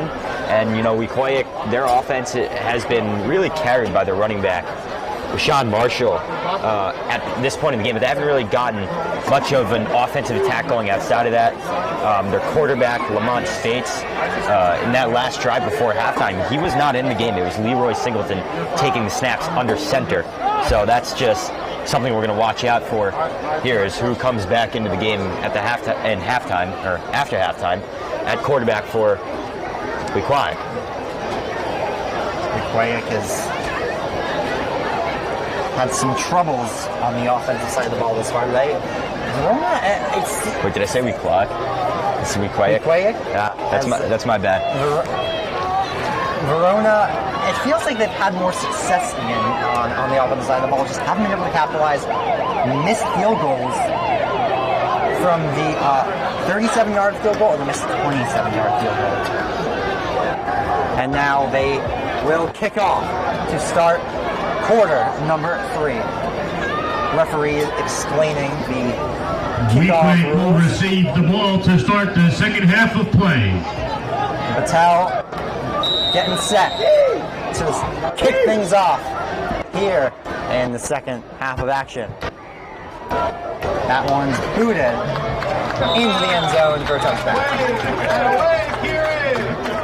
Weequahic will start their first drive of the second half at their own 20-yard line. So 20-yard line is the starting position for Weequahic. And behind, let's see, we need to see who's behind center here. Interestingly, it was Singleton who took the last 2 snaps. I wonder if that's for a running advantage, possibly. And it looks like maybe Singleton. not. Maybe He's back in the huddle. yeah, he's back behind center. Leroy Singleton, the junior, 5'9", and he's not hard to miss with the neon yellow or neon green and neon orange cleats. Oh. Excellent run up the left side, finally pushed out after a gain of Carried almost by number 24, Rashawn Marshall. 5 Carried out yards of bounds by number 1, Alex That's one way to Rodriguez. start a half. Marshall gets to the outside, first down the sideline, 20-plus yards in the carry, knocked out of bounds by Alex Rodriguez. It looks like they will set this ball at the 43-yard line. Yes. So first down and 10 once again. Hand off again to Marshall. He gets a nice shimmy down the left side. He'll push his way forward for another first down. To the refs mark, and they are going to say move the chains. Yeah, they're going to give him the first down there. Looks like. Ball carried by number 28, Rashawn Marshall. By the legs of Pushed out Rashawn by Marshall. number 6, Jaden Nigro. Marshall picks up a first down for Weequahic, brings the ball into Hillbilly territory. First and 10 Now at the 47. Weequahic is in Verona territory where they have failed to capitalize in so far in this game. Snap taking another run. The flag comes down. It'll be a gain of only about 1 or 2. Carried by Marset, penalty marker on the field. Come back here. Let's see what this penalty marker is. Officials telling everyone, hold up.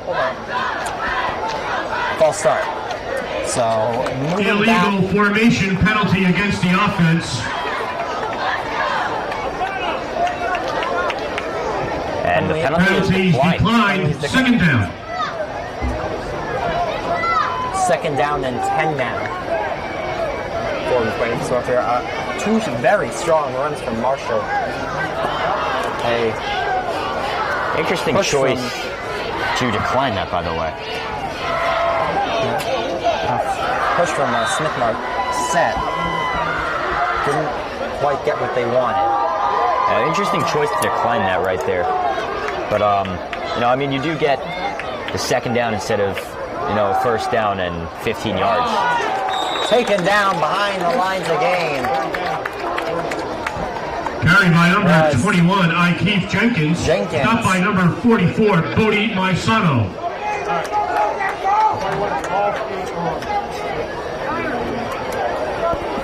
So now we passed the minute mark here in the third, or 1 minute in mark here in the third quarter.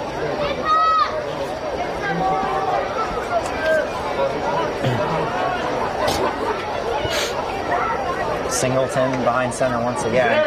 Hands off to the left side. Pickup of only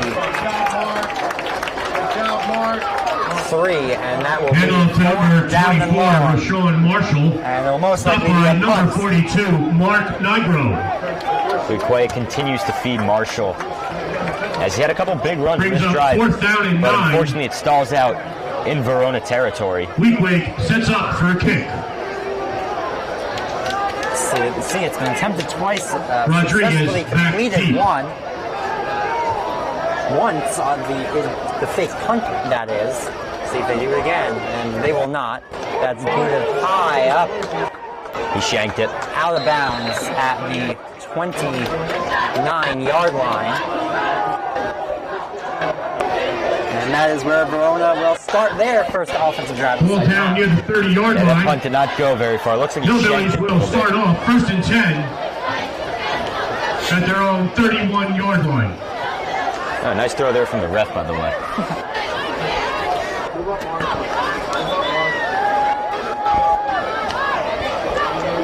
Think the ref could play quarterback for the Jets? I don't know. He probably if he wouldn't be that much worse than Joe Flacco. Yeah. Speaking of the NFL, kickoff was last night. Bills-Rams. Bills took that game 31-10. Just complete domination from that Bills defense. And Sunday's our first football Sunday. Carry to the left side is stopped easily. Hand off to number 4, Luke Searle. Yeah, Ripped up by number 7, on first Zakai down. But Armstrong. one thing I am looking forward to on Sunday is hearing Scott Hansen's voice again on NFL Red Zone. Well, I won't be hearing that. I'm taking a trip down to DC. I'm going to the Commanders Jaguars. Oh. I'm a big Commanders fan. I don't have super high hopes this year, but they should be okay. I think better than people expect. It really comes down to Wentz, as a handoff up the middle is absolutely stuffed. Nowhere to go for Surly. Carried by number 4, Luke Third down and Searle. long. Stopped by number 62, Teams have been really feeding the running backs all game. Marshall, he's had more success than Searle. He's had a lot of big runs. Marshall, Searle, he's also had a big run or two here and there. But Searle's more powering his way through. Being that workhorse. Marshall's really just getting himself into space. Let's see if there's a pass here on third down and 9. There will be. Scrambling out is Namazi. He will run for a gain of a few. Flag. Keeper by Damasi. Penalty on play. Holding on Verona. So that will push him back. See if it will be accepted by Weequahic, and based on where the teams are moving, it looks like it was accepted, so it will be third down. Yeah, Verona's offense starting to come back there. They get third down again, another opportunity here, but I think that's from a long way out. Calling to accept that penalty there is really betting on your defense. Because they're giving them from much farther away, but you're giving Verona Excuse my voice crack there, by the way, but looks like giving Verona another chance to get that first down. Let's see if they can. A little bit of confusion on where the snap will be, and they'll finally take it. And there's in formation. Namazi pulls back. He'll lay it off to Surly, and can't get more than a gain of a few yards. Good job to him. Push his way to not lose any yardage at all and get himself carried by number 4, Luke fourth Searle. down and along. Stopped by number 22, Andrew Jones. There. Punt team will come out from Verona. Quick drive. Fourth down.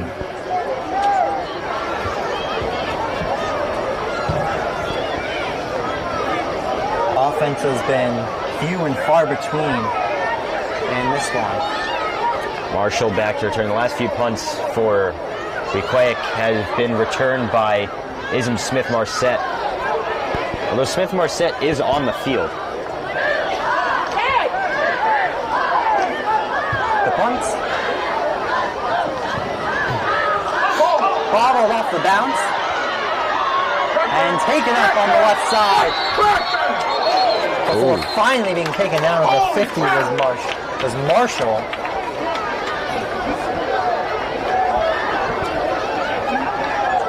So Marshall. very good starting field position after a fantastic return there from Marshall. And he ended up bobbling the punt as he was fielding it on the bounce. Went backwards, then went forwards and got a huge gain. So now Weequahic is starting themselves in very good field position. And a little before the 50, it looks like.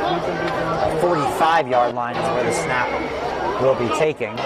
Singleton is back out there to be the QB for this drive again, and so it looks less and less likely that we will see Spates again. Yeah, it looks like Lamont Spates might not come back into this game from what we are seeing.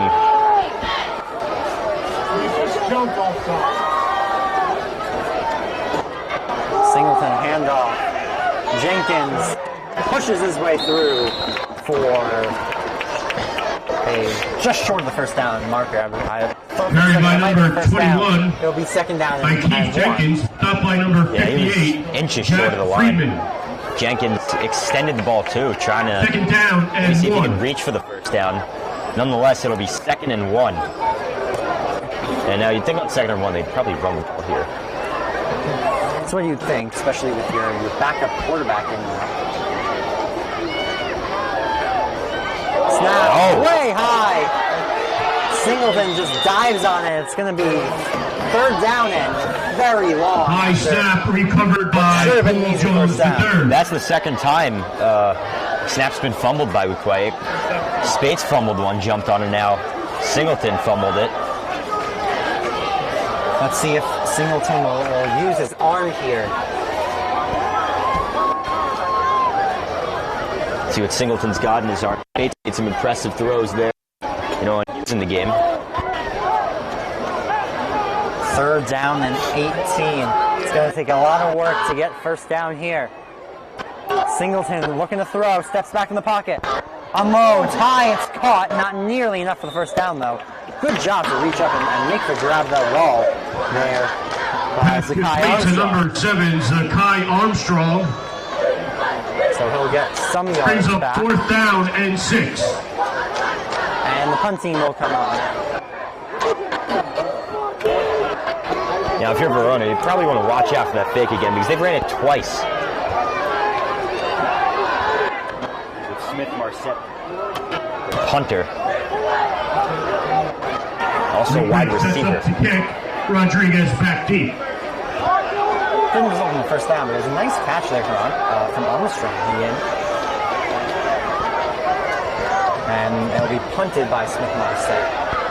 Deep and picked up at the 15-yard line. Oh, wow. It was a nice tackle there. Zakai Armstrong, one of the gunners, got him. Rodriguez down the ball at the 19-yard line. Fair catch was called, Verona will take over. Legal play. Fans, get your blue 50-50 tickets out. Blue 50-50 ticket. $315 going to the winner. Did you? $315 on the blue ticket. Yeah, so there's no tickets ready. I'll call the next player too. Rodriguez did field it before Armstrong got in there and hit him. So now Verona's offense will get another crack at it here in the second half. Handoff, trying to push his way forward for a couple. Handle to number 4, Luke Searle. Tackle by number 4, Andre Jenkinson. Story of this game so far is really the penalties. I mean, penalties have hurt both teams. You know, it's hurt Verona more than it's hurt Weequahic. Verona's lost out on opportunities to score points. Going back to the 50-50, I have a little story here. So my grandparents have been season ticket holders at Devils games for a very long time. Snap, taking handoff, fake handoff. Only a couple yards picked up there. Pass complete to number 20, AJ Nigro. My grandparents have been season ticket holders for the Devils for a very long time, and every game that my grandfather goes to, he brings up third down and 5. He has probably spent over the years, because they've been ticket holders for 3 years, thousands of dollars on 50-50 tickets. Guess how many times he's won? 0. That is correct. Not once. Yeah, I'm convinced those 50-50 tickets might be a Throwing on scam. third and medium. High and not even close to anyone. Pass So incomplete. fourth and medium, and the punt unit will most likely come out. Okay, fans, blue ticket. Here we go. 3, 7, 9, 8, 1. 3, 7, 9, 9, 8, 1. Head over to the snack bar to claim your prize. Well, someone did not get scammed by the 50-50 raffle. Hopefully not.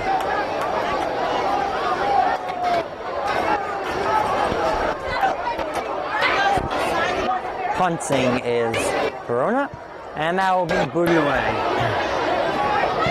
And it'll bounce out at the 36-yard line. The sideline Ball goes official out at will the call. Weequahic 36-yard line. Weequahic will take over. 1st and 10 at their own 36. Just over 4 minutes to go. Third quarter. After Weequahic got that 3-and-out stop on that last drive defensively, they're now coming back out on the field offensively, and they're in pretty good field position to start at their own 36. See, I don't see either of Singleton or Spates out Here there. comes Singleton. There goes Singleton with those neon cleats. Yeah, as I said earlier, it's not really hard to miss those cleats. Not wrong there. Singleton junior. Signal forward. Pressure the downs. Fake handoff to the left side and taken down behind the line was Armstrong. As Armstrong tried changing direction to get a shake off getting eaten by the turf monster. We've seen that a lot from both sides. Loss on the play. Second down and 12. Trainer to the field, please. Official timeout. It'll be an official called timeout as we will have we have an injured player down. Looks like number 20. Nigro. So with that injury, we will take a break and be back in just a moment.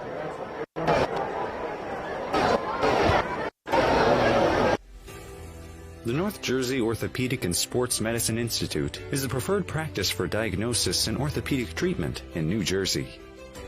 From the moment you become a patient in our practice, our experienced team supports you until your full recovery with education, compassion, and understanding. Our focus includes sports injuries, as well as the treatment of a broad range of orthopedic complaints, from common tendon ailments and arthritic joint pain to traumatic injuries. AJ Nigro is off field with no assistance whatsoever. That's good news for Verona. Nigro's been such an important piece to him on both sides of the ball tonight. Yeah, he jogs off on his own power too, so the jogging is a great sign. One more time. Not sure what was up there, but good to see he is okay by the looks of it. If you recall earlier, he made a nuts one-handed catch over the middle that really set up a great Verona drive that ended up stalling out. Second down and 12 now. Singleton steps up. Oh, knocked loose. Singleton looks like he got back on top of it. We'll see what the call officials knocked loose by number 42, Mark Nigro. Pressure came. Nigro got in there. Mark Nigro, the other Nigro. Verona sent pressure. Nigro got in there. Singleton got caught with the ball free and down. Nigro got in there, smacked that ball out. That's Nigro's second sack of the game. And his first forced fumble in the year. And Nigro's had himself a great game too. Both of them. Yeah, both Nigros. So third down and 12 now. Hand off and not able to get nearly enough. And it looks like it's getting a little chippy down there. Penalty markers on the field. Kahir Chansey and I believe someone was... Looks like Gianluca Cicchetto got into it around the 30-yard line. Oh, my God. And it'll be a first down for Weequahic. Roughing the passer. Unnecessary roughness. Penalty against Verona. But, yeah, so, unnecessary roughness call. I'm surprised they didn't go both ways there, too. They'll move up 15 yards, and it'll be enough for a first down. I believe. Let's see where they spot this ball. Yeah, I'm surprised that didn't go both ways there, too. I mean, usually when it's getting chippy, one guy starts and the other guy goes back. And I would think it's a penalty should be offsetting both ways, but it's what the refs saw, so we go with their call. And the ball moves to the 50, it looks like. Seeing a replay there, it looked like the man in the tackle for Verona was just fooled. In the pocket, Singleton scrambles out to his right. He'll get it complete. Was it complete? And they will say it was. And move the chains again. 35-yard line. Excellent catch on the ground from Zakai Armstrong. Complete to number 7, Zakai Armstrong. Played on both sides of the ball so far. Weequahic. And he's had a couple of big receptions, too. Weequahic's moving the chains. That's what you need. Just get down, get points. And that penalty, the roughing penalty, really... that could be the game changer that Weequahic needs. Hand off of the right middle, pushing his way for as many yards as possible. It will only end up being about 4 or 5 by Marshall. Stopped by number 4, Luke Searle. Marshall brings up second down over and over and again. He's an explosive running back. He's been a workhorse all game for Weequahic.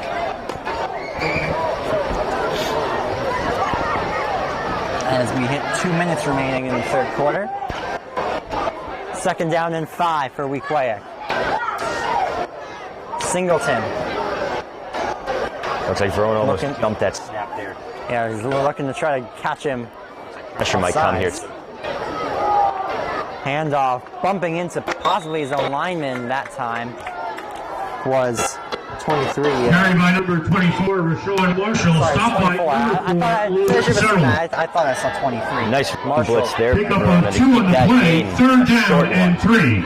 3rd down and 3 now for Weequahic. It's a very manageable 3rd down. And it's a big 3rd down, too.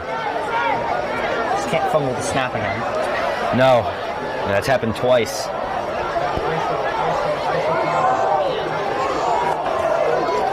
Interesting to see what head coach Brian Logan's got cooking here. That's not and they fumble the snap again. Just as you said, Jacob, try not to fumble the snap and fumble snap recovered by Jones III. That time I wouldn't blame it on Singleton. That was more of a miscommunication center snapping issue there. But nonetheless, it stalls out what was a pretty promising drive. It'll be interesting to see the field goal unit's brought on here. It looks like, yes, field goal unit, or the punt unit, it looks like it's going to come on. Oh no, Singleton's back out there. So, looks like they're going to try to go for it on 4th down and long in offensive territory, trying to make their mark, get things started offensively in this game all the way in the 3rd quarter as we have hit 15 seconds to go. Snap taken, Singleton rolls out to his left, looking, going deep, over the hands. Pass intended for Marset. Receiver, incomplete. Set. Verona will take over on downs at their own 39-yard line. 39-yard line. As we wind down the final minute of the 3rd quarter. Yeah, I would expect Verona to probably run the ball out, run the quarter out. 10 seconds left in the 3rd quarter, so it'll be interesting to see. And it's still 0-0. I mean, it's really been a defensive battle all game long. And that's not to say fumbled snaps, penalties have hurt both teams on promising drives and promising opportunities. So Verona on 1st down now. Weequahic stacks the box. It looks like it'll be possibly the last play of the 3rd quarter, and it's a toss to Rodriguez, and he's stuck behind the line of scrimmage. Loss of 1, and that will run pitch to Rodriguez in the 3rd quarter play. We'll be back in the final quarter of action. No score. Still tied 0-0. Fans, once again, I'd like to thank our post-game meal sponsor, Bunky's Automotive of Verona, for all your car care needs. The Verona High School football players, cheerleaders. The North Jersey Orthopedic and Sports Medicine Institute is the preferred practice for diagnosis and orthopedic treatment in New Jersey. Our focus includes sports injuries, as well as the treatment of a broad range of orthopedic complaints, from common tendon ailments and arthritic joint pain to traumatic injuries. Our facility offers an on-site physical therapy suite, in conjunction with specifically designed exercise programs, non-invasive and advanced healing technology. Specialist Dr. Michael Rusinella utilizes non-surgical and minimally invasive surgical procedures to help patients regain back their quality of life. Northway Plumbing and Heating, Frank Anthony's of Verona, Anthony Franco's Pizza, Red Star Paint of Montclair, Investors Bank, B. Lombardi Construction, McAvoy Home Inspections, New Jersey Heist Softball, BC Carpentry, Santora Packaging, Stone Clean Soap, Gianni Drinks, Avenue Bistro, Destination Athletic, Flores Advisory Group, Peluso Orthodontics, and Henry's Fine Foods of Verona. Once again, thank you to all of our sponsors. List of sponsors for Verona football as the teams switch sides, and we get set for the final quarter of action. Verona is driving as the handoff to the left side. Fairly almost broke free. Fantastic job to bring him down by, I believe that was Emmanuel Sante. Tripped up by number 22, Andre Jones. Daryl's efforts will move the ball for Verona to their own 45-yard line. A nice run bursts up the middle. First down. Tripped up. Another first down. That time it won't be another first down. It'll be a loss by Searle. Loss of 2. Yeah, that time Searle got his run lane stuffed, trying to find a way to get upfield, but couldn't do it. Great defense by Weequahic. So second down and long. Flag. 2 flags. Flag on the play.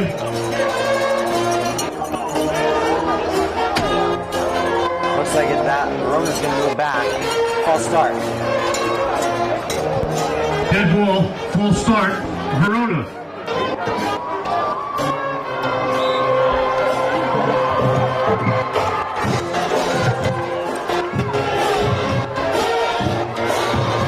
Minutes and change remaining in the game.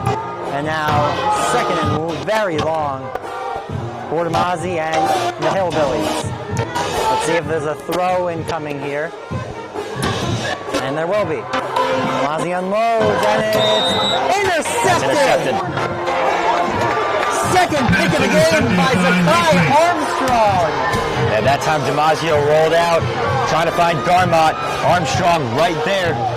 Jumps the route, makes another diving interception. I feel like every time we've seen Armstrong, he's been diving all over the place, making those big plays. Vital play from Armstrong. Gives Weequahic the ball in offensive territory at their offensive 41-yard line. Now another prime opportunity for Weequahic. Let's see if they can capitalize here. Here comes Singleton.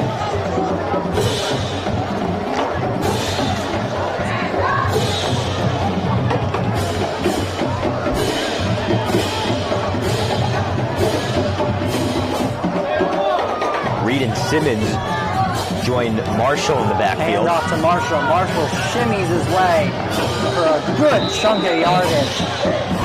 Hand off to number 24, Rashawn Marshall.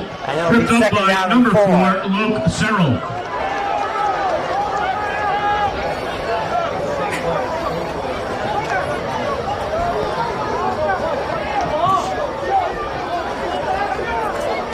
Either team is looking for a breath of offense here as we are getting deeper and deeper into this fourth quarter. Hand up to the right side, first down and more, pushing his way through it. Even more yardage, and he's keeping on chugging. Wow, what a run by Carell White. What a run by Carell White. His first action in this game as a senior. First down. Excuse me, Emmanuel Asante is wearing number 2.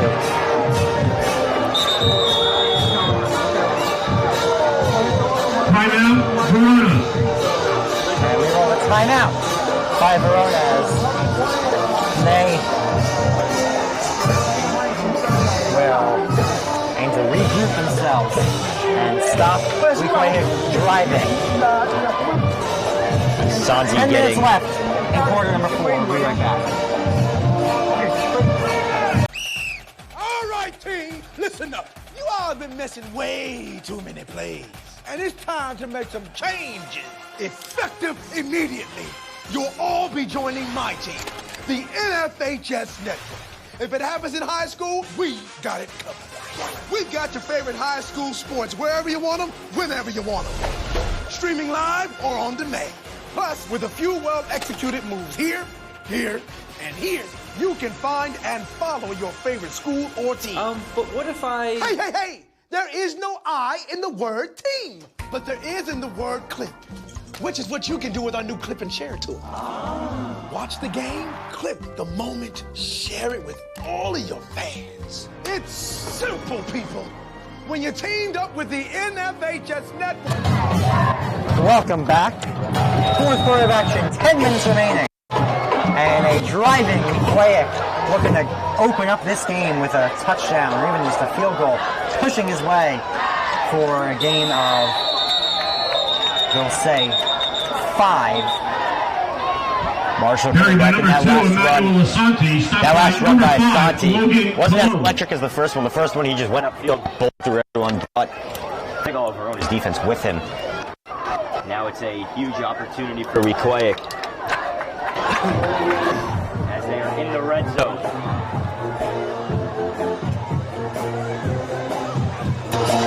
Another handoff, this time pushing his way through. First down and more is Marshall. The flag comes out. By number 24, Rashawn Comes back, it'll be run by 51, Andrew Boyle. There is a penalty marker on the field. So this is against Weequahic. There goes the inside the 5 position. Let's see. The officials having a discussion. Let's see what the call is. It is on Weequahic, and they will be moved back. Personal foul. Personal foul. So that is a huge penalty to keep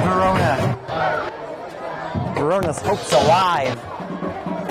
Somewhat, 9:18 remaining. And it'll now be. And it doesn't seem like Brian Logan's happy on the sideline either. Second and goal, ball near the 19-yard line. You don't want to see. So is a personal foul inside the 5. It sounds like they will have gotten the first down, and it will be first down and goal at the 19-yard line. Another handoff. Marshall pushing his way through. Only a gain of 1 there. So it'll be second Carried by down. number 24, Rashawn Marshall, met by number 58, Jack Friedman. Second down and goal at the 18 line now. Asante in, Marshall out. By the way, I don't think I've really seen Marshall go backwards this game. I think everything he's done has gone forwards. And he's been a workhorse and a tank. I mean, that's really what you're looking for in running back. Yeah.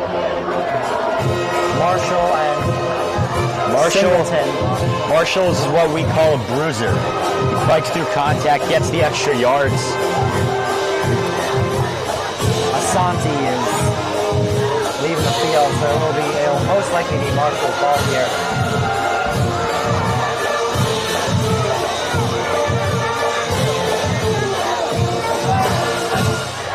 Let's see what the play call is here for.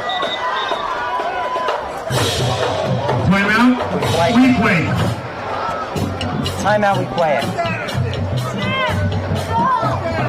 We'll be right back in just a moment.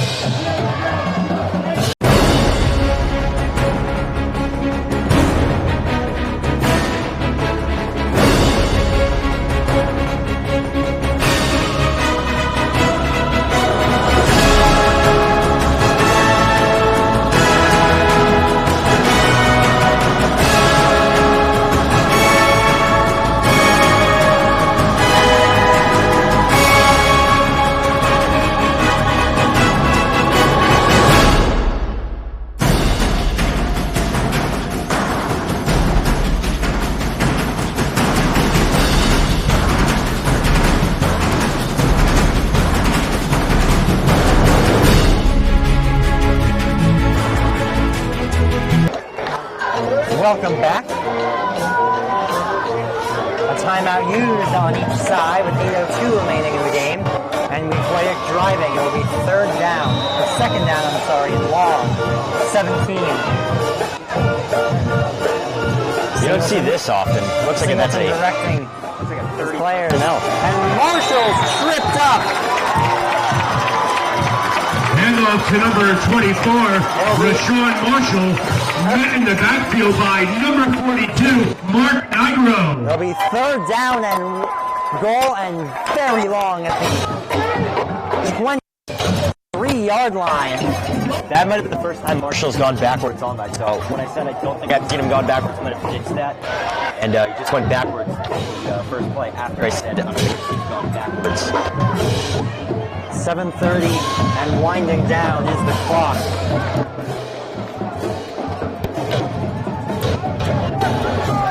Weird for, or I'd say weird personnel for Weequahic. They've been working out of the 30 personnel, which is 3 backs, no tight ends. Two wide receivers set on the left side. And let's see what. And we'll have another timeout for Weequahic. Timeout, Weequahic. So we'll take another break. We'll be right back.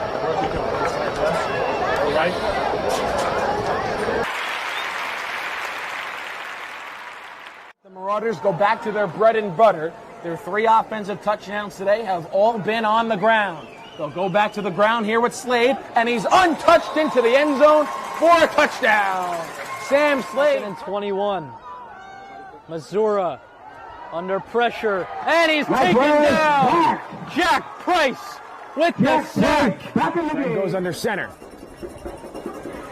Toss to Thomason, far side, trying to pick up blocks, trying to cut back upfield, and he's in for a Seton Hall Prep touchdown. Hand off, Butler once again, steps through a couple of tackles. 3rd goal and very long for Weequahic. Let's see what Singleton can do. He'll unload towards the end zone. Incomplete. There's a flag. There's a flag. Pass incomplete. Pass interference, possibly. Let's see. I don't think Garmot turned his head to the football as he was playing the receiver. You got to play the ball too.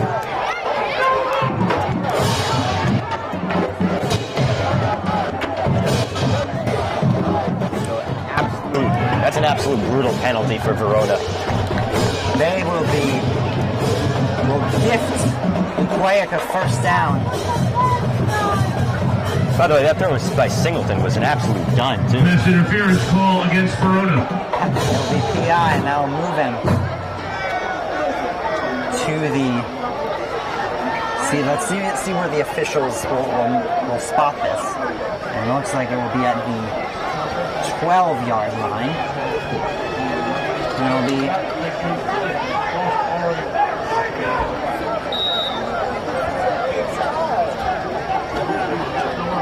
It is still 3rd down. Brings up 3rd and goal.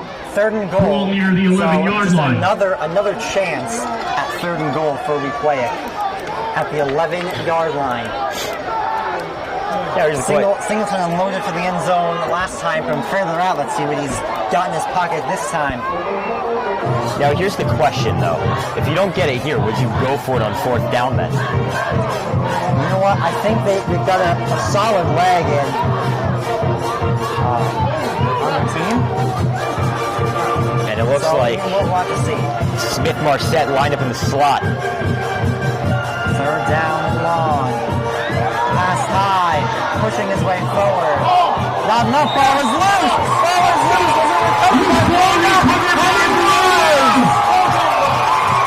Verona takes over!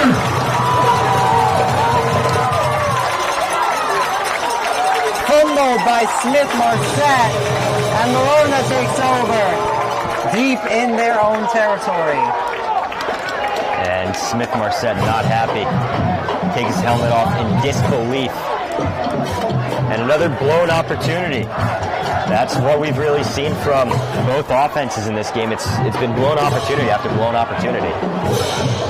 6:52 remaining in the 4th quarter.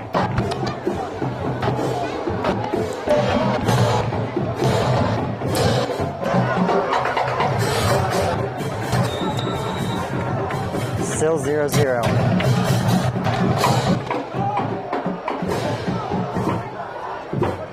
Hands off.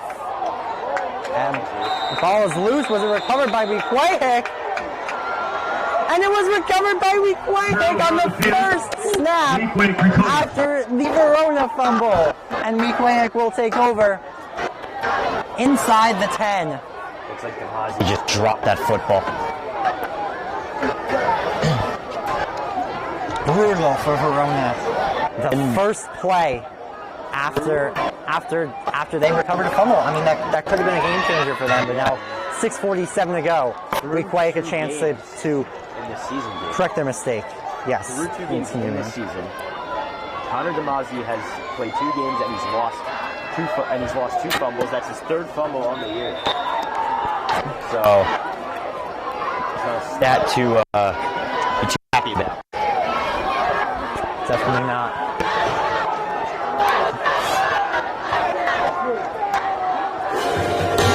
.47 remaining. Handoff up the left side and the touchdown for Marshall. And the scoreless tie is finally broken. Weequahic has the first lead of the game. It's 6-0. Sean Marshall. Huge touchdown.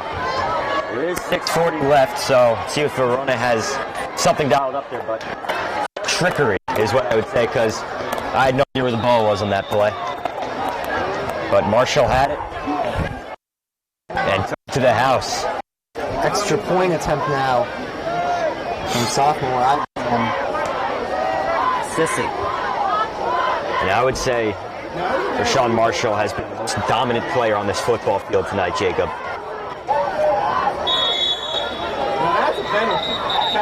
Flag. And let's see what the delay game. It'll be delay game against Weequahic. So they took a little bit to snap the ball, didn't snap the ball, so they'll move back 5 on the extra point attempt. Now, if they miss this extra point attempt here, that's huge, because it means Verona drives downfield, and then they have a chance to win it with an extra point rather than a 2-point conversion.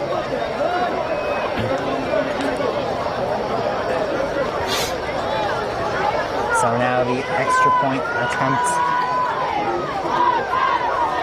22 yards.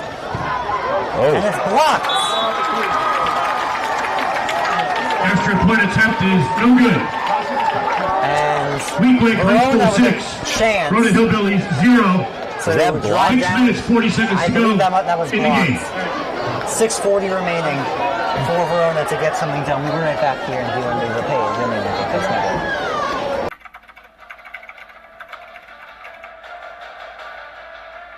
They score! Lloyd attacking and throws it down! Touchdown for St. Peter's! I'm here with Darren Lewis with Simeon Wilcher. Here with Precious Achua. About to do an overtime.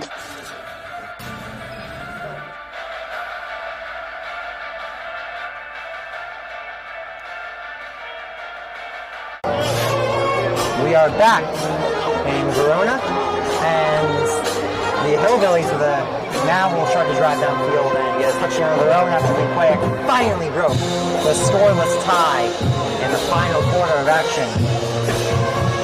There was a rushing touchdown from Rashawn Marshall, who's done excellent work on the ground all night here.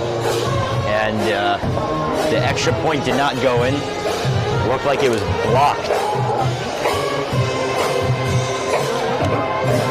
Score is only 6-0. 6:40 left, so there's time for Verona to drive downfield. I've honestly seen drives in my lifetime happen with not a lot of time. 13 seconds. The AFC Championship game last year, if you remember that. Yes, that was one of the greatest football games I've ever witnessed. That game was collected ridiculous. By Rodriguez at the 10-yard line. He'll shimmy and shake his way up to the past the 25 to the 26-yard line, where he will finally be taken down.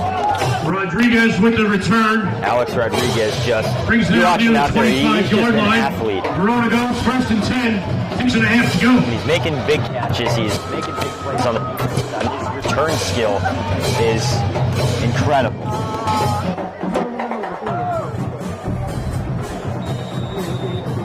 6:33 remaining.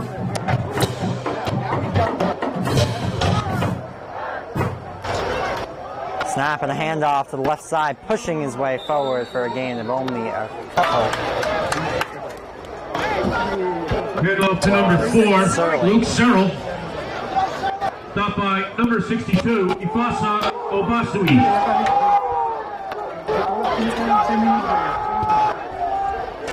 Vermont's been feeding Searle all game.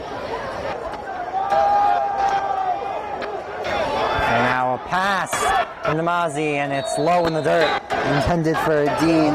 Pass attempt incomplete. Gary.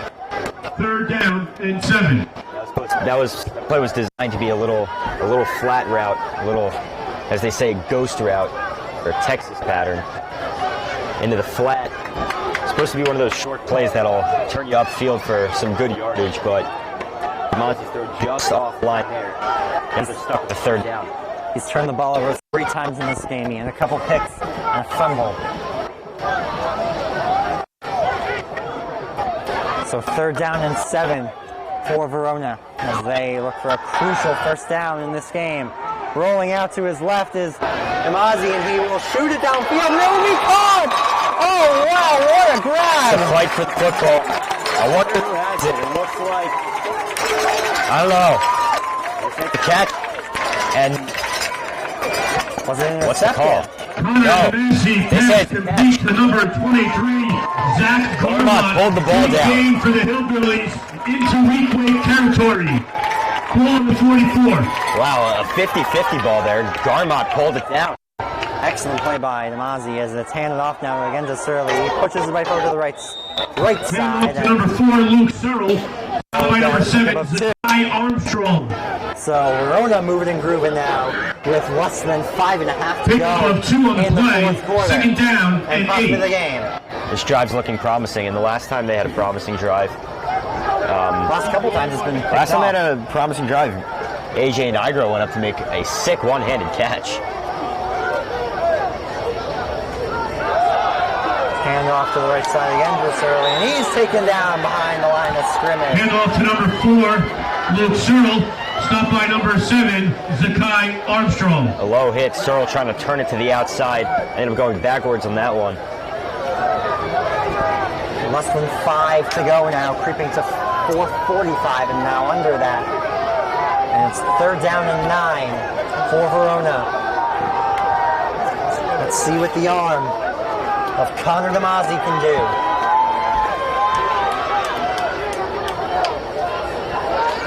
He will look to unload and throw complete, enough for the first down.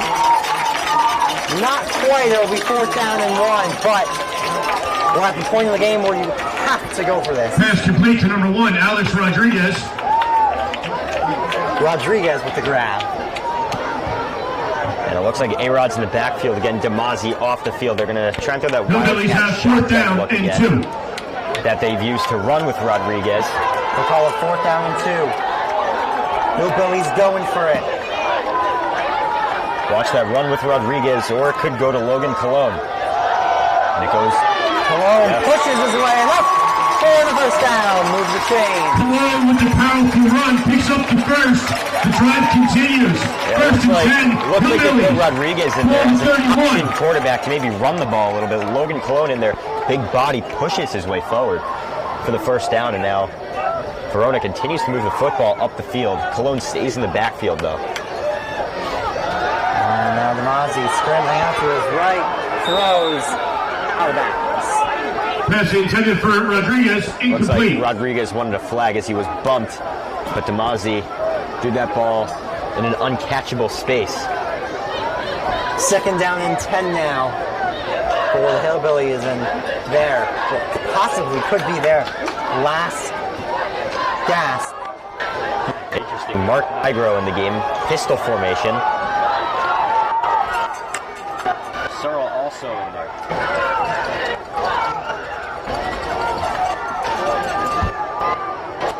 Damazi takes the snap, hands it off to Searle, who will push his way forward for as many yards as possible. Hand off to number 4, Luke Searle. Stopped by number 62, 26-yard line, and it will be 3rd down. And I believe 5. 3rd down and 4, they'll call it. Another big 3rd down here. Less than 3.5 to go. The biggest drive of the game for Verona. Damazi hands it off to Surly, pushes his way to the outside. Does he have enough? Reaches, and he will be just short. Hand off to number 4, Luke Searle. Looks like he's number 4, the yard Andre Jenkinson. I would assume Verona's going to go for it. 4th down and 1. Looks like Damazi comes back in there. So a wild formation with less than 3 to go. If I were the Weequahic defense, I'd look for that option play again where Rodriguez steps in as the option quarterback as Damazi runs off the field. That's what they really need, a short pickup. Whistles blow. It's going to be offsides, and it's going to be an automatic first down.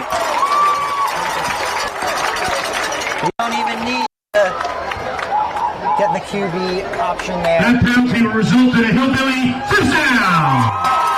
It looks like the left edge rusher jumped. And as time is continuing to wind down with 2 minutes and 30 seconds left, it's a handoff to Surly, pushing his way forward, beats hit, and gets to the 15-yard line. Number 3, Elijah Motley. Searle just gets back to the line of scrimmage. He's trying to bounce that one outside again, and he couldn't get forward. We have a gain of 1, second down and 9. Wildcat formation again with Rodriguez behind center. Rodriguez shifting, moving and grooving, pushing his way forward for as many yards as he can, and he will get his team a third down and 2. And that was a pure Wildcat. They sent Demazi out wide, and Rodriguez stepped in as the option QB. And they've been running that set. Third down and 3 for the Hillbillies. Out wide in that Wildcat shotgun set with Rodriguez in there at Q. Third down and 3 for Rodriguez, trying to get the Indians to jump.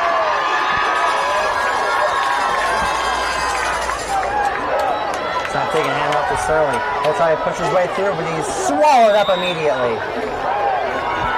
Behind the line of scrimmage. Third down and 4. Ian with a little over a minute to go, and only a few timeouts remaining. Timeout, Verona. For Verona, they will call. Fans, let's take an opportunity to put our hands together once again for the cheerleaders tonight. Both squads, Weequahic and Verona. Great job, girls. Thanks for cheering on the teams. We will stay with you here on the D1 division, and I think that's and the Verona Hillbilly Marching Band. Let's hear it for the marching band. Thanks. Great job, guys. 4th down and 4. The game will come down to this.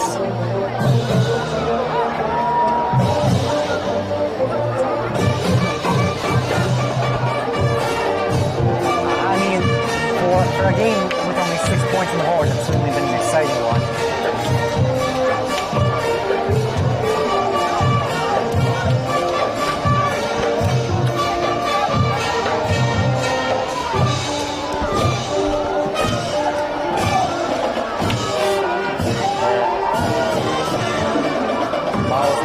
Down and 3 actually. So Verona will get a yard back. And what could be the final true offensive play of the game?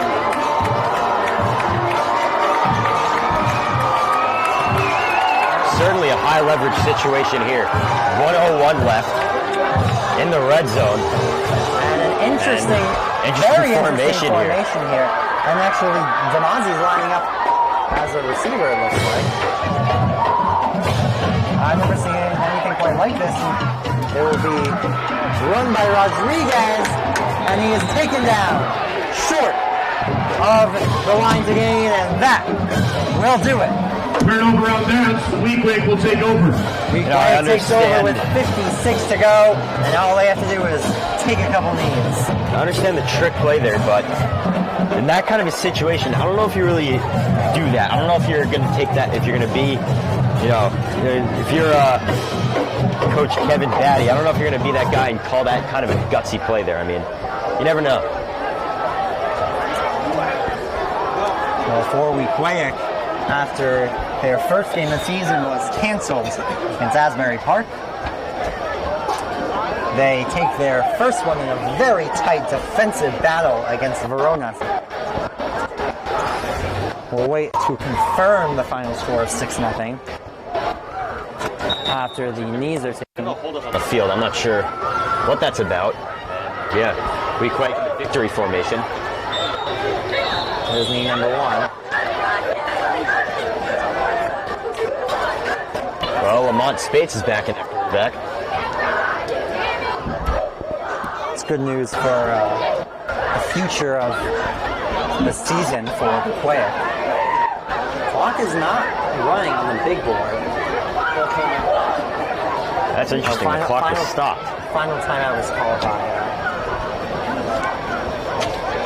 by Verona, I believe.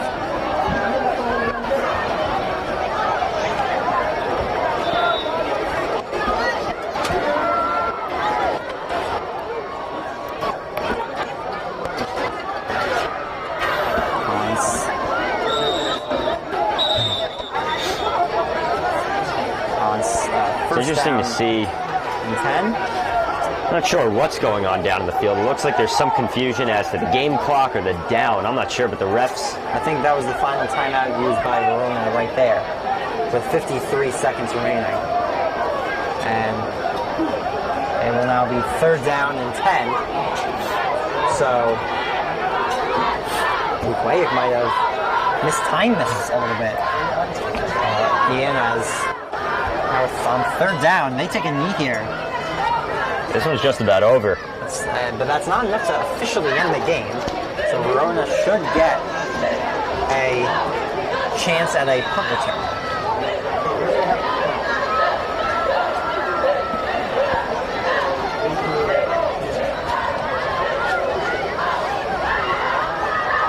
Third down and 10, and they will take another knee. The last one. Weequahic takes the knee. That will run the clock down as far as possible for Weequahic, and to 13 seconds remaining.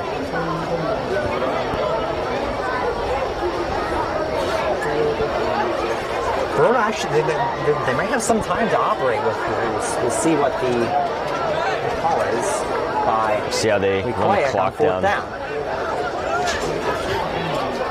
Turnover on down stops the clock.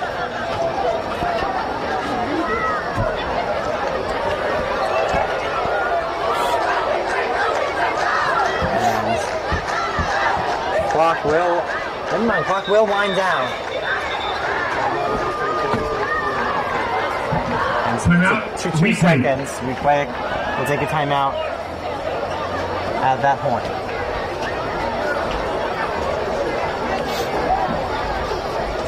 Game all but over. Still a punt return. We shall see it, possibly.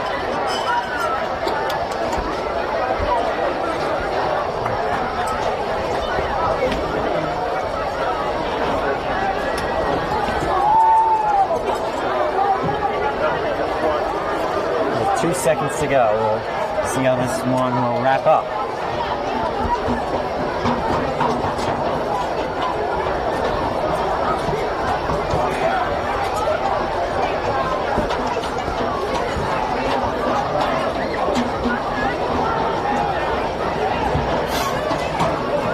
Been an interesting game, to say the least. A defensive match of the ages. It's odd considering usually in low-scoring games because both teams run the ball a lot, but teams threw the ball quite a bit in this game. Yeah, I mean, in this one, there are a bunch of turnovers. I mean, 5 seconds out of the clock, 7 seconds in. Fumbles, interceptions. I mean, a lot of turnovers, a lot of penalties costing teams, and costing both teams. But it was Weequahic that took advantage of a penalty that cost Verona, and that's how they're up 6-0 in this one.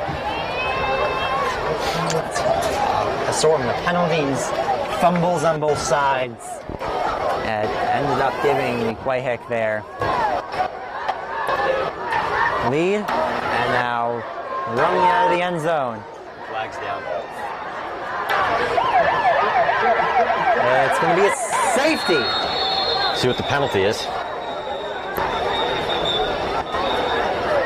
There's a flag. So before we add 2 points officially to the board. Let's see what the penalty is. Beginning to file. The penalty on Weequahic.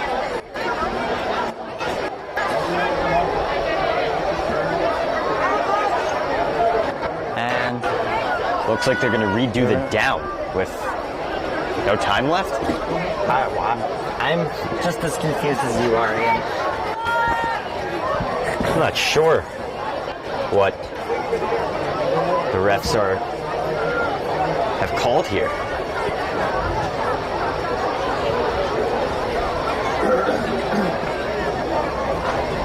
I mean, if you negate the flag whatsoever, that was a safety. That would have been a safety to end the game. But now they're The flag came down, and it does look like they're going to have to rerun the play with no time left. Personal foul against Weequahic. Oh. We're just working on resetting the clock. All right, resetting the clock.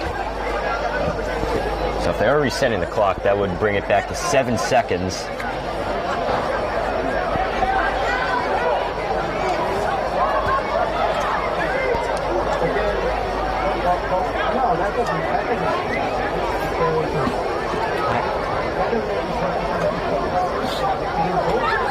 So Ian, what are you playing this weekend? I don't know. I think I'm gonna watch some football on Sunday. Watch the Mets. Good call. Good call. Very good calls.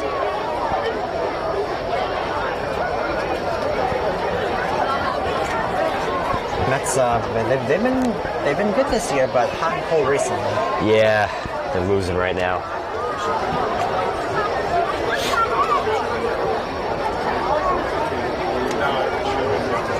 So, clock's still working on being reset. And the refs are trying to figure out how much time is going to be left on the game clock. As you can see there, the clock is at its default time setting of 12 minutes. Weequahic's players are making their way down to the other side of the field.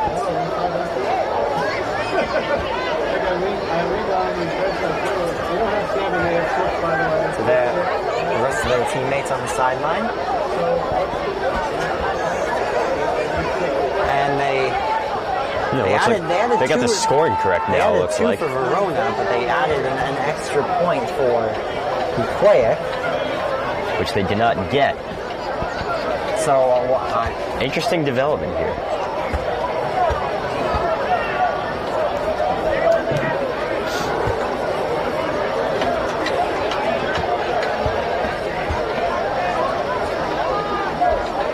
And it looks like the ref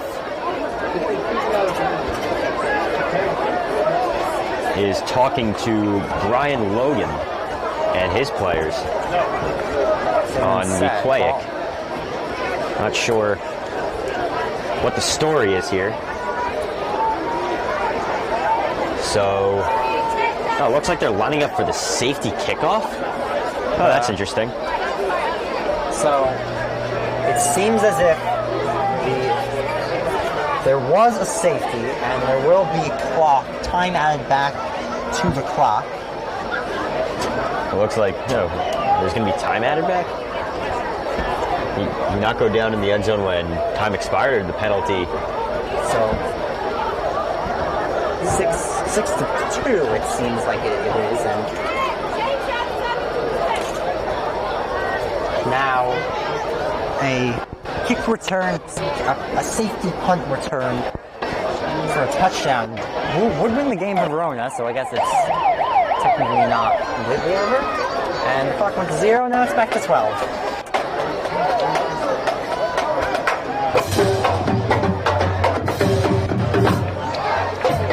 Marching band providing us with some entertainment as we wait.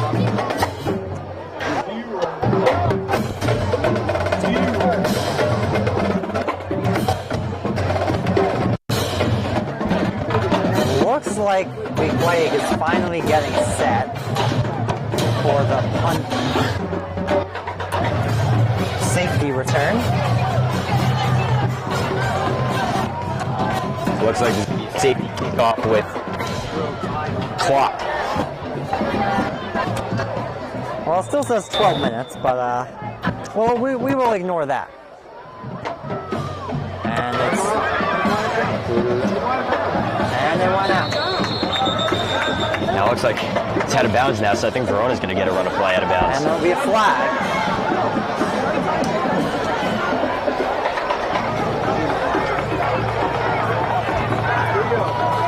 And Verona will get a chance, I guess, once again to score. This will be their official last gasp. So I guess the drama of the last drive is negate it. Yeah, this one here dragged out a little bit.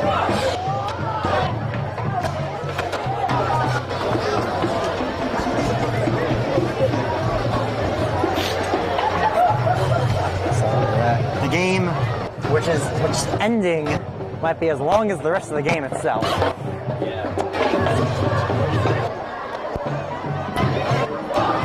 Where's the? Where is the ball that's being spotted at the? 47 yard. 47. That's interesting. Okay, fans, one play. So this Ball will near the 47-yard line. This will be the final play. Hillbillies have it. It's either a touchdown to win it for Verona or an incompletion to win it for Weequahic. Let's see what the ending of this one holds. One final play to end it all. Namazi rolls out to his right, unloads, he'll fire deep downfield, intercepted. And making his way almost to the yard line, and Weequahic will officially take this one. Game. Final score. Weequahic 6, Verona 2. Verona 2. Fans, I'd like to wish you safe travels home this Ending evening. interception also Be adds safe. to Rashawn Be well. Marshall's huge Good night night. tonight. He had the touchdown, ran all over the field, and caps off his night with an interception in the Weequahic season opener. Thank you very much for joining us here on quite a long game with an even longer ending in the D1 media rotation in the FHS network. I hope you enjoyed this production and have a great rest of your evening. Thank you and good night. He's going to take it himself for a championship. A double play, Winston the Frazier. Turn it to the end zone. What a catch.